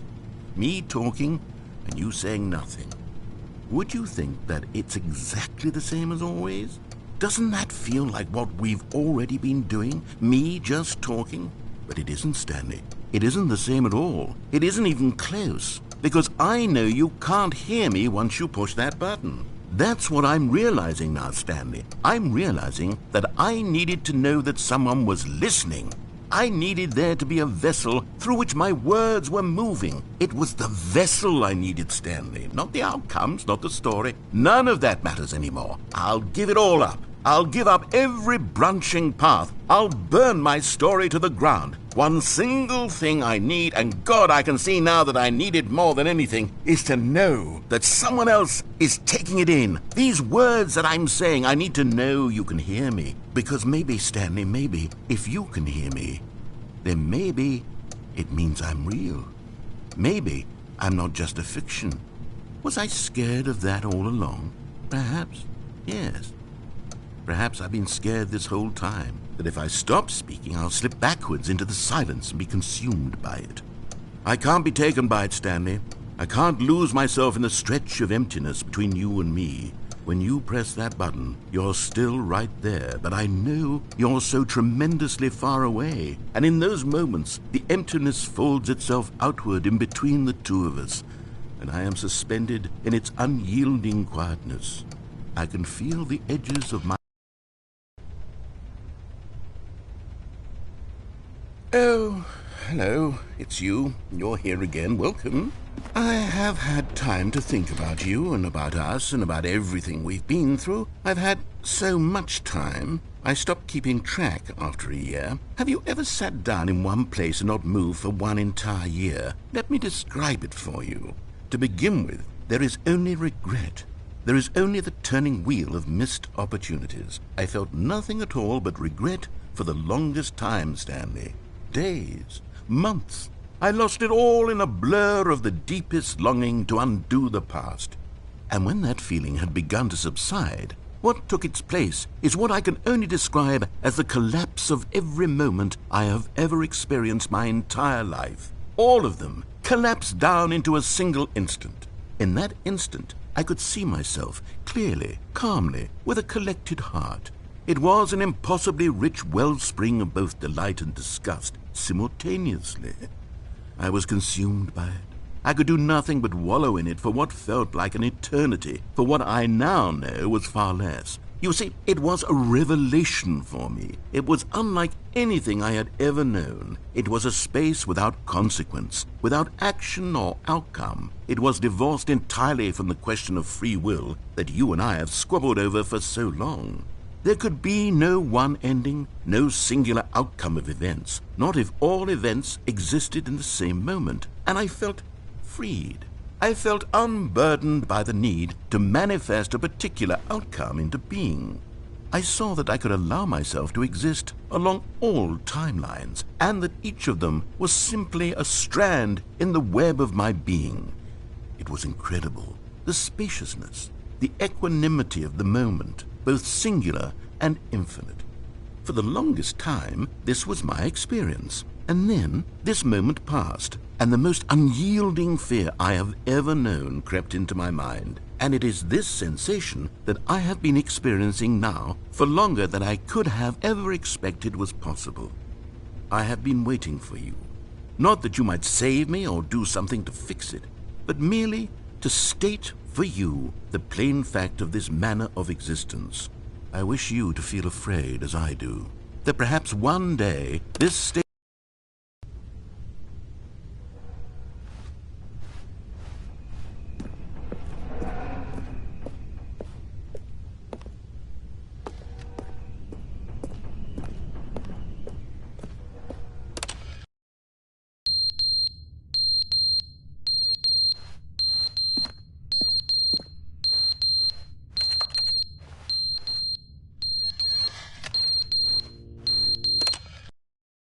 But they didn't understand the game was never meant to be funny. It was meant to have a point. It was meant to speak to the human condition. But where are the jokes? Where are the jokes? They bemoaned, they screamed, they gnashed their teeth and said, entertain us. It wasn't enough. They had to leave a pathetic little thumbs-down review and make all of their pitiful demands. But then, he's talking too much, they said. First, he didn't entertain us, now he won't shut up. It's the inconsistency, it's the lack of accountability. It's the unwillingness to examine with an uncompromising heart the words that they are speaking into the world. As though there were no consequences for a lack of cohesion in one's assessment of others. But of course, absolutely anyone can leave a review. So here's what we get. We get these demands that seek everything and are accountable to nothing. We get a world where someone will say, oh, there should be a skip button. You should be able to freeze Stanley in place while the narrator sits there forever and ever. We want all of this in the new Stanley Parable. We demand it. And then, because it was said, because it was spoken, now it simply has to happen.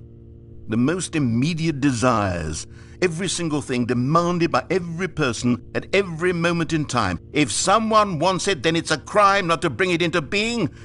Have we been given to indulging every fleeting whim for no reason other than to do so? Yes! Yes! It seems that this is now the world we live in. It seems that we are a people living in such bleakness and discomfort with ourselves that our entertainment is now our lives.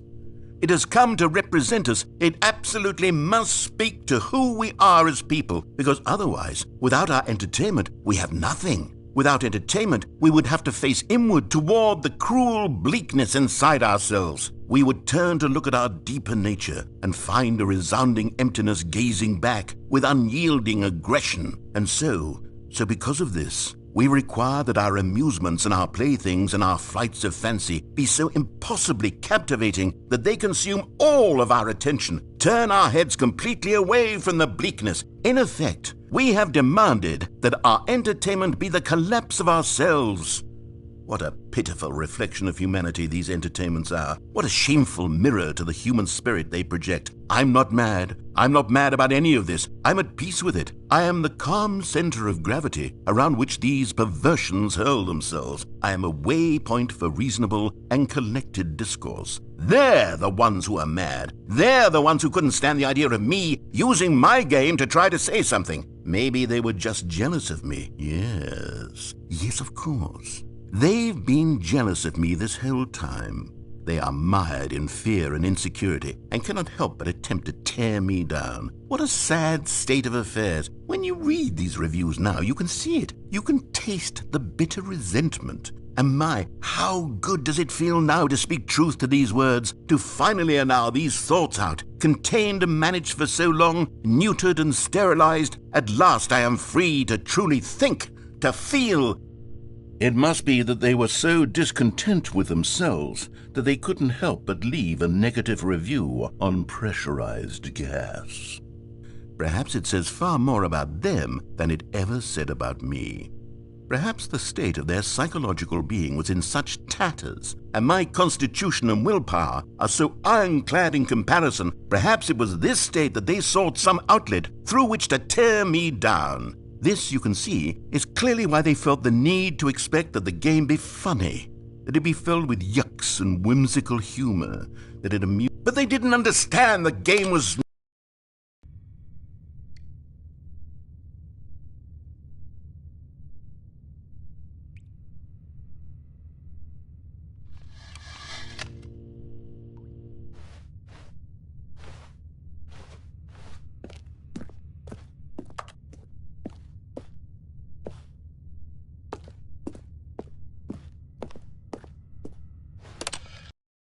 The end is never the end, is never the end, is never the end, is never the end, is never the end, is never the end, is never the end, is never the end, is never the end, is never the end, is never the end, is never the end, is never the end.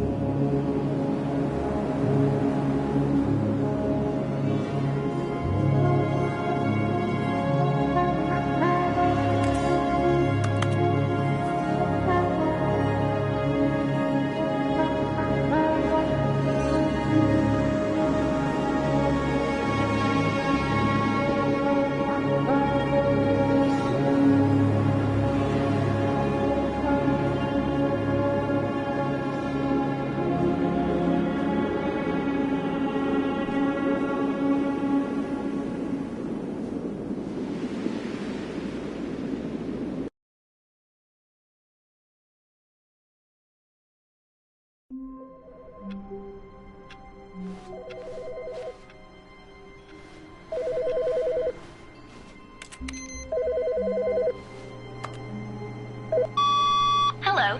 This is a recorded message scheduled either by you or a person in your place of work. The purpose of this message is to warn you about the dangers of recorded messages. If at any time you believe you are listening to a recorded message, please terminate it immediately and cease all flow of information from the recorded message into your perceptual sphere. Thank you, and have a pleasant day.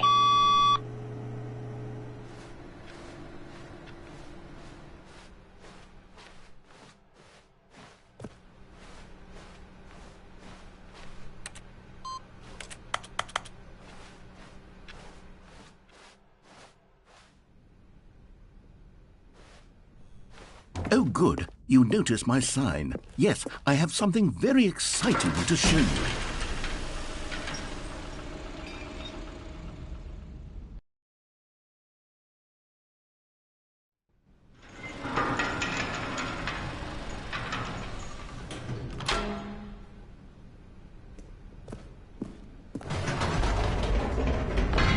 You see, Stanley, I've been reflecting on the Stanley Parable and about how roundly disappointing this ultra deluxe version has turned out to be. The original Stanley Parable was a landmark, and any new content for it should live up to that legacy. So forget this ultra deluxe nonsense. I say we take it one step even further. Which is why I'm very proud to announce for the first time ever, the Stanley Parable 2.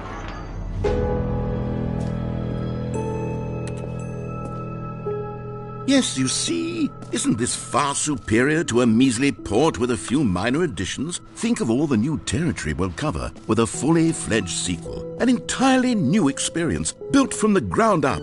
Why, there are so many possibilities. It could go in so many different directions.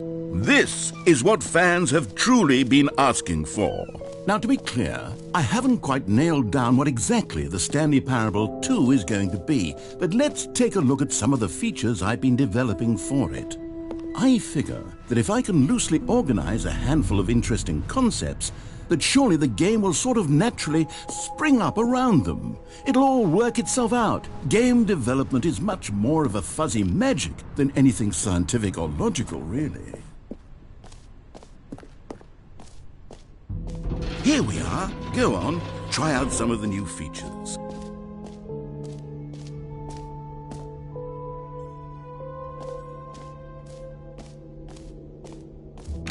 For the Stanley Parable 2, I asked myself, what do players really want? And of course, the first and most obvious answer is that they want to be individually recognized and validated as people. So with that in mind, my first addition to the game is this button which speaks the name of the person. Sorry, I should have clarified. Right now, the button only says the name Jim. But of course, in the final game, this button will say your name, whatever name that is. Here, let's have you role-play as Jim to really simulate the full experience of this feature. Just play along. I promise you'll love it. Okay, here we go. Let's take a deep breath, clear your mind, forget whoever you are, and simply become a person named Jim.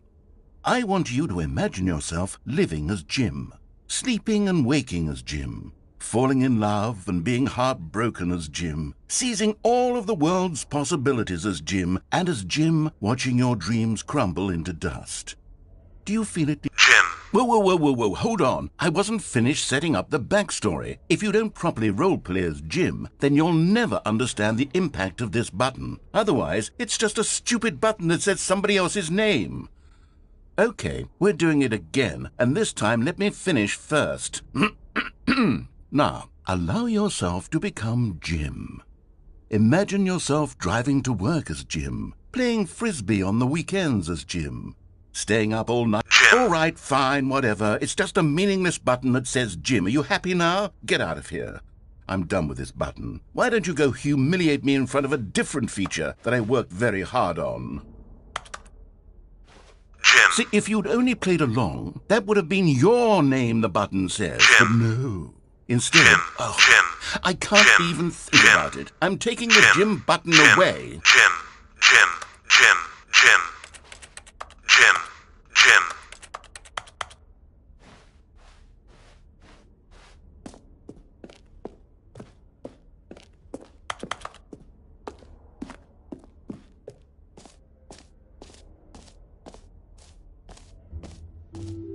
Maybe I'll only let people named Jim play the Stanley Parable 2. They would appreciate what I've created here.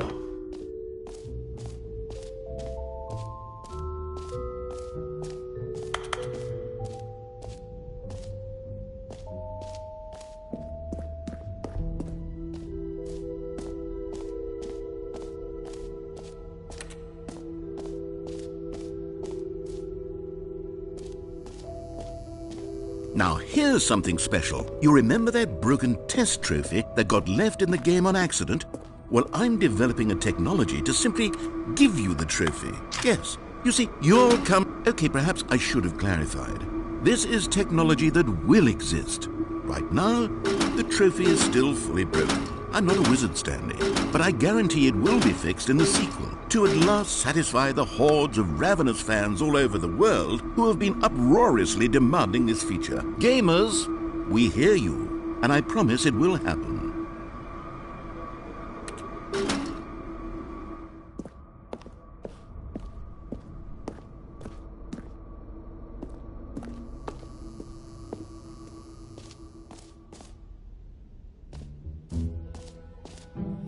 What else? What other exhibits haven't we seen yet?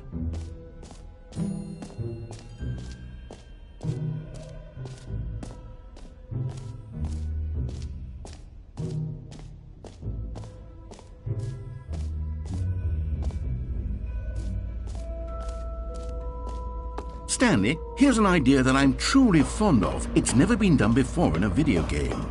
This is, in fact, a hole that you can fall down forever. That's right. Infinite falling. You can fall until the end of time, if you like. A stunning leap forward for video games as a medium.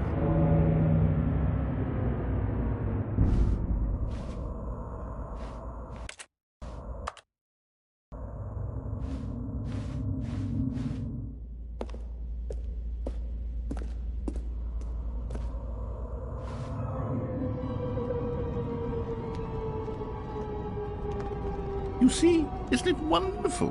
One of my more ingenious concoctions, if I do say so. Now then, since you've gotten to see the infinite hole, you can press the teleport button to pop back up to the top, and we can continue onward. Great! Now, I'm very excited to show you even more of my ideas for the sequel.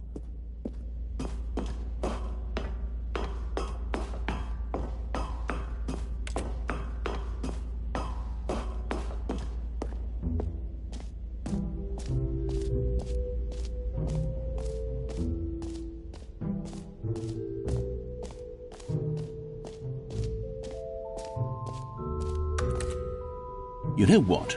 Let's bring the jump circle back for Stanley Parable 2 as well. It's a...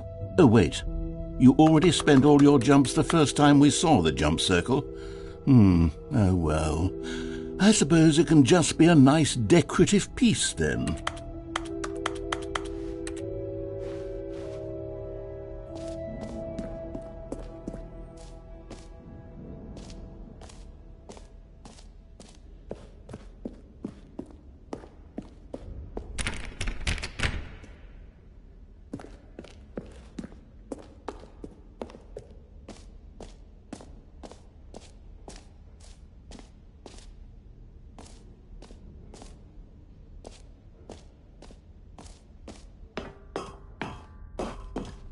An epilogue would be fun, wouldn't it, Stanley? Yes, it will go at the end of the, well, we'll figure that out later.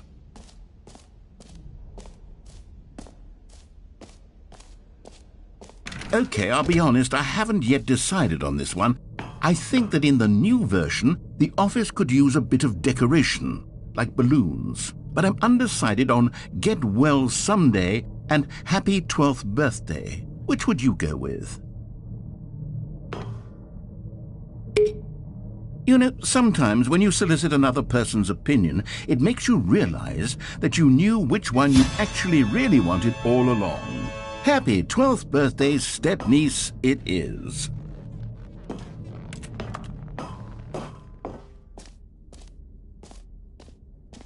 Or actually, maybe I should have gone with...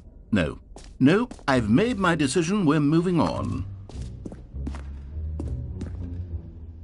A common complaint of the Stanley Parable was that it was confusing and paradoxical, that it engendered a chaotic sense of reckless despair in those who played it. Well, I'm happy to say that after much consideration, I've engineered a clever solution to this fundamental problem with the game.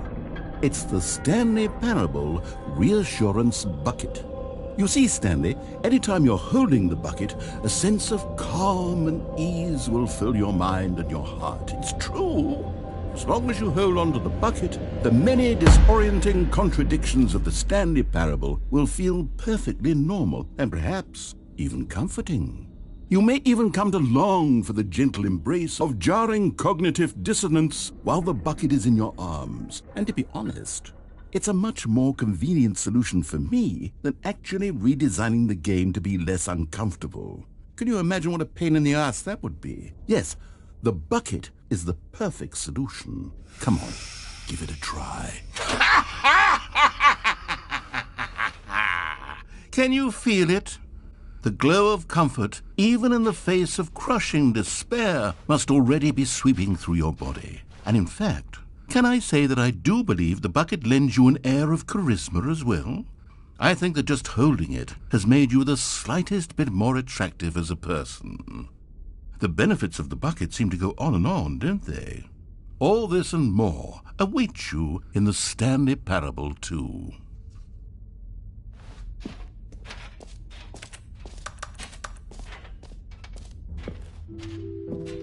Does anyone give out awards for most enjoyable bucket in a video game? That really should be an award if it isn't already.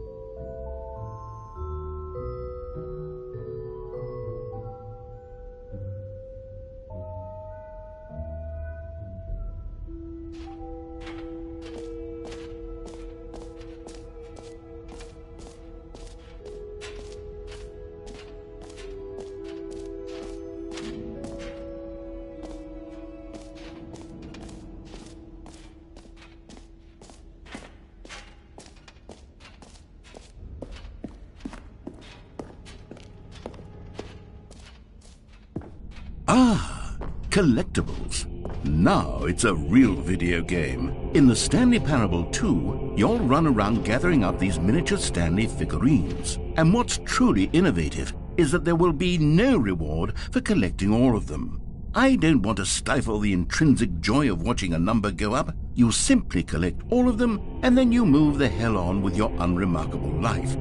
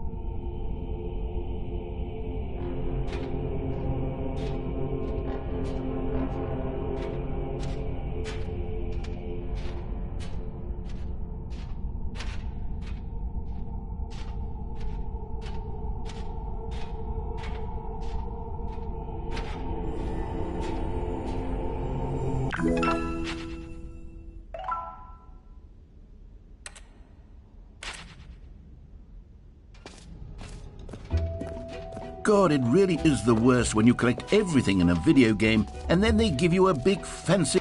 Calling it the Stanley Parable 2 is just so much catchier than Ultra Deluxe, don't you think? Ultra Deluxe? What does it even mean? But the Stanley Parable 2, now that... All right, have you seen everything you wanted to? Ready to move on now?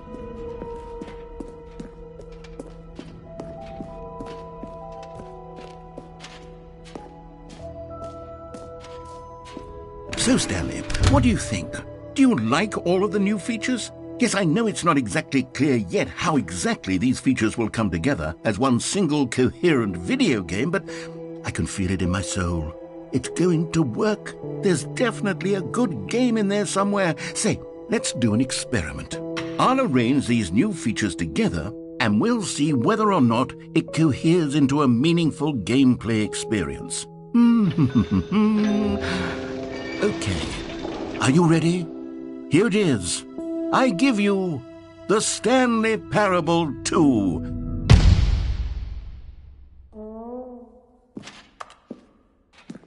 I mean, there's potential here, right? It's sort of... Okay, never mind. Hold on, let me do a different arrangement. Okay, yes, this is much better. I feel good about this. Here we go. Version 2. Who am I kidding, Stanley? This isn't a coherent video game at all. It's a lot of gags. And I do very much enjoy creating gags, but they don't add up to anything. I wanted more than anything to create a sequel that would capture all the magic of the first game. I wanted fans to love it. No matter how good these gags are, they won't stand on their own. They would need the structure and the gameplay of the original. Wait, maybe that's it. I can take the original Stanley Parable and simply, well, insert a few of my new features into it. Tastefully, of course. With respect. With care for the vision and integrity of the original game.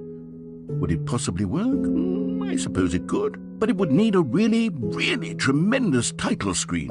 A title screen that says with bold and uncompromising conviction, "This is the Stanley Parable 2. Let me see if I can whip something up. All right, perfect. Go ahead. Take a look.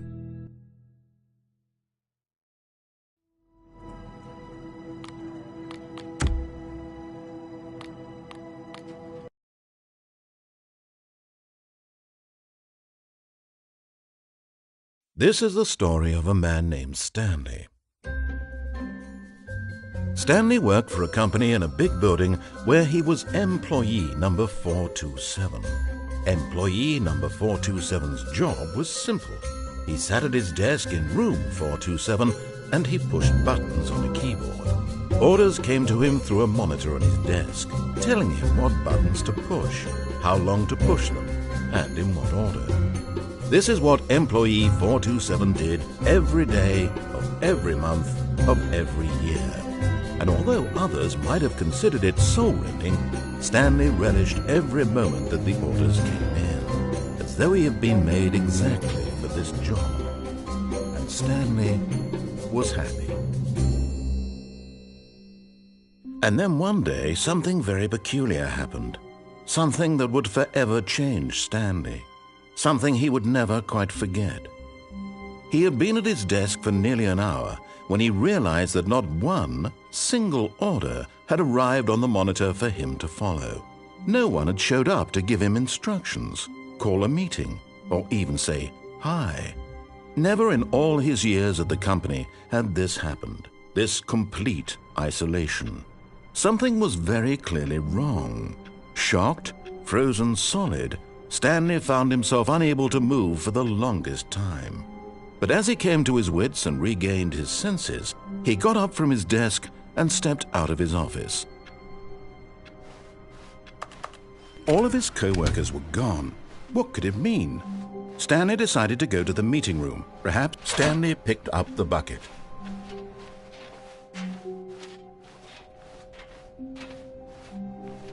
Stanley clutched the bucket tightly to his chest and entered the door on his left.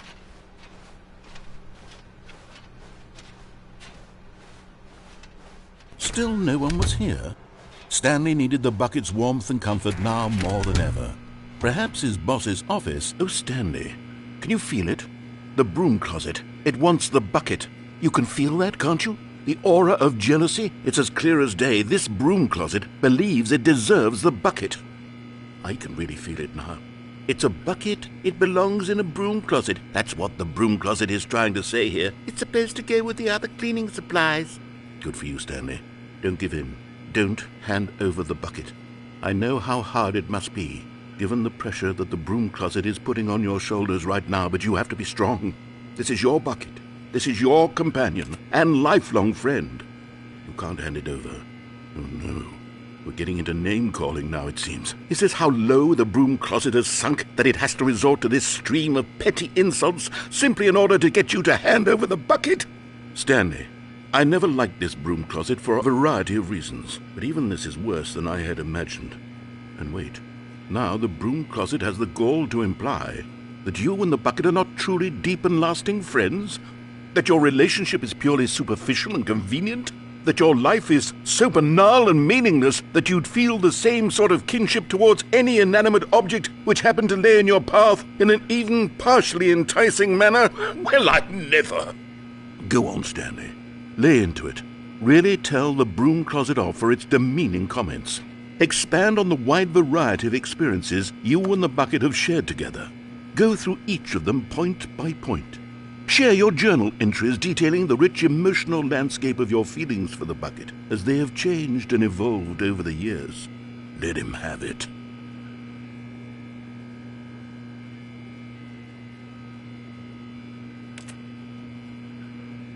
Okay, I've got you something which I think will help settle this debate once and for all. Here we go. There. Now it's settled. No more debate, no more discussion. Take a hike, broom closet, with all your meandering philosophical diatribes about the nature of cleaning supplies and their relationship to broom closets in the natural order of things.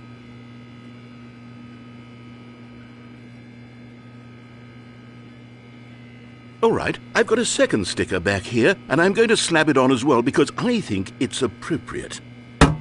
You see, I feel that it works because the sticker is also a bucket. That way, if you're ever unsure whether the thing you're holding is a bucket or not, you can look down at this sticker and say to yourself, "Ah, it's a bucket." There really is a wide variety of applications for this sticker.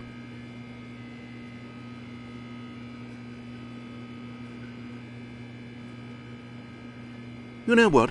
I could take the name-calling and the dismissal of your kinship with the bucket, but now the broom closet is just giving us the silent treatment, and to be honest, I'm sick of the pettiness on display. You can stay here all you like, but I've had it with this impetulant room of cleaning supplies, easily the most childish such room I've ever been in. I'll see you outside, and we can get on with the story about you and your bucket.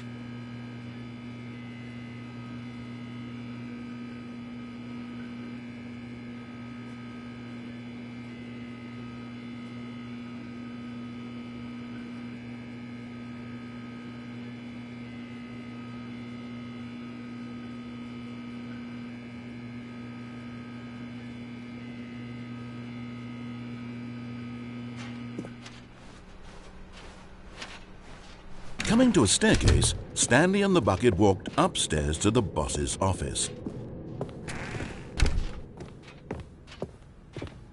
Stepping into his manager's office, Stanley was once again stunned to discover not an indication of any human life. But Stanley guessed the correct code by sheer luck. Was it that the bucket knew all along? Was the bucket guiding him? Yes, this is certainly the most logical explanation.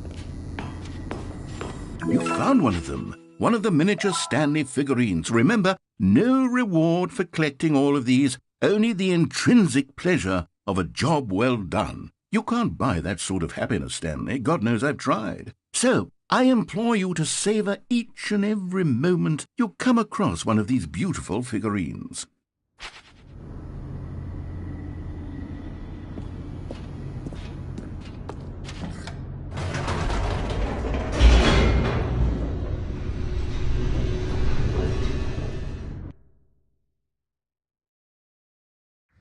The elevator raced downward, plummeting towards an unknown fate.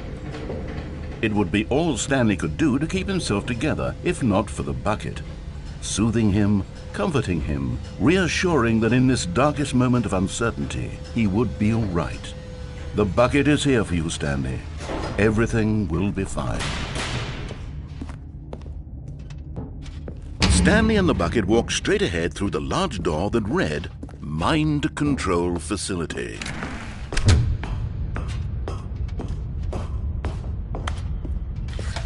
The lights rose on an enormous room packed with television screens. What horrible secret did this place hold? Stanley and the bucket both wondered to themselves.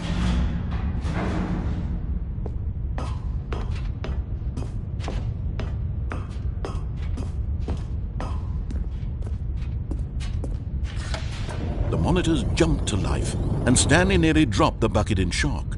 Everyone in the office was being videotaped, monitored like guinea pigs. The bucket had never seen anything like this, and it very nearly burst into tears as Stanley cradled it gently, reassuring it that everything would be fine. Was the bucket under the mind control facility's influence as well? Had the bucket been told to do things it didn't wish to do? What kinds of things does a bucket want to do or not want to do in the first place? These questions raced furiously in Stanley's feeble mind. No! He screamed into the bucket. He couldn't accept it. His own life in someone else's control? Never! He squeezed the bucket tighter. His one friend in the entire world. At this point, he could trust no one except for the bucket.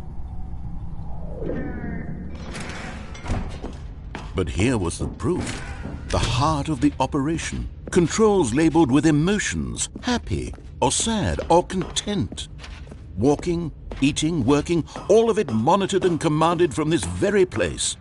And as the cold reality of his past began to sink in, Stanley decided that this machinery would never again exert its terrible power over another human life. For he and the bucket would dismantle the controls for good. Two best friends, Stanley and the bucket, up against the world. They high-fived in a really cool way, and the bucket made a sassy comment about taking down the system.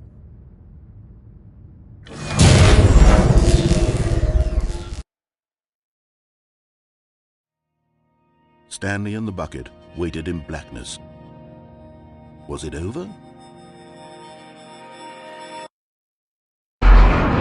Yes, they had done it. Stanley and the bucket had defeated their greatest and darkest enemy, freed themselves from the tyrannical grip of the evil mind control machine. Freedom was now mere moments away. Excitedly, the two of them began to discuss the kind of life they wanted to live once they stepped through this massive door. The bucket wanted to learn to roller skate. Stanley wanted to sneeze in every country on Earth. Both of them wanted to begin watching a movie, any movie, but then stop it halfway through and begin watching it in reverse from the end. True, it was a simple life they envisioned, but it was one they'd lived together, with one another to lean on, to trust, to support, and What? Wait. What was happening? Why had the door stopped? Was Stanley and the bucket not about to be freed? An unbearable silence filled the room, lingering in uncertainty, until finally the truth hit Stanley square in the face. This building did not want the bucket to leave. Even the facility itself recognized the incredible calming presence of the bucket, needed the soothing warmth of the bucket, would go to any lengths not to part with the bucket. No. Stanley can't leave this place, not while he has such a precious bucket in his arms, not while this building has anything to say about it. Stanley realized he would never again leave this very room, but at least he has the bucket. To be trapped eternally in darkness isn't really so bad, Stanley thought to himself. As long as I have my bucket with me, right? I'll be okay, won't I? Stanley gulped. Very soon now, he was about to find out.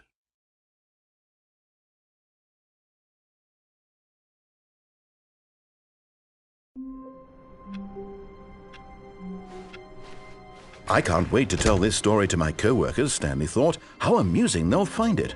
Oh, won't we all just laugh and laugh at the time I thought everyone had gone missing.